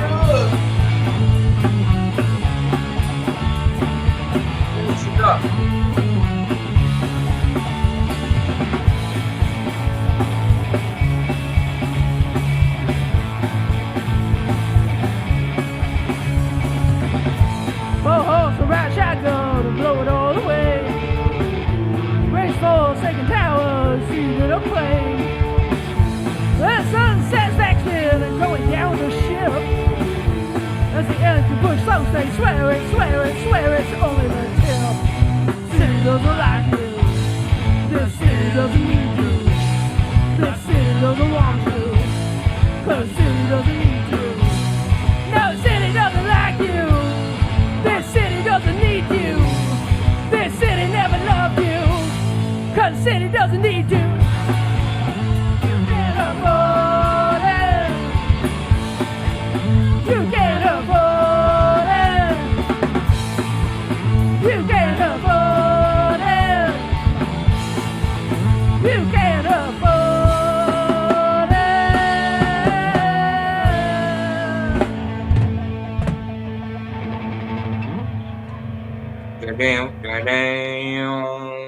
Oh, where did Ryan go to? There he is. Huh? It's because I put it on single mode then. Right, guys, there's Flatz's link. I will see you in Flatz's later. If I don't see you in Flatz's, well, I won't see you in the chat because I don't have the chat up, but I'll be in Flatz's. If I don't say hello, it's because I don't see you. Sorry. But I'll be on tomorrow, 2 p.m. GMT. Movie is going to go for dinner, but it'll be after that. It'll be about 4 or 5-ish. So 2 p.m. GMT tomorrow. Bless you guys. It's always a pleasure. I love being with you. Here the sunset's free. It's free. Indeed. Indeed. Ta-ta. Nice one, guys.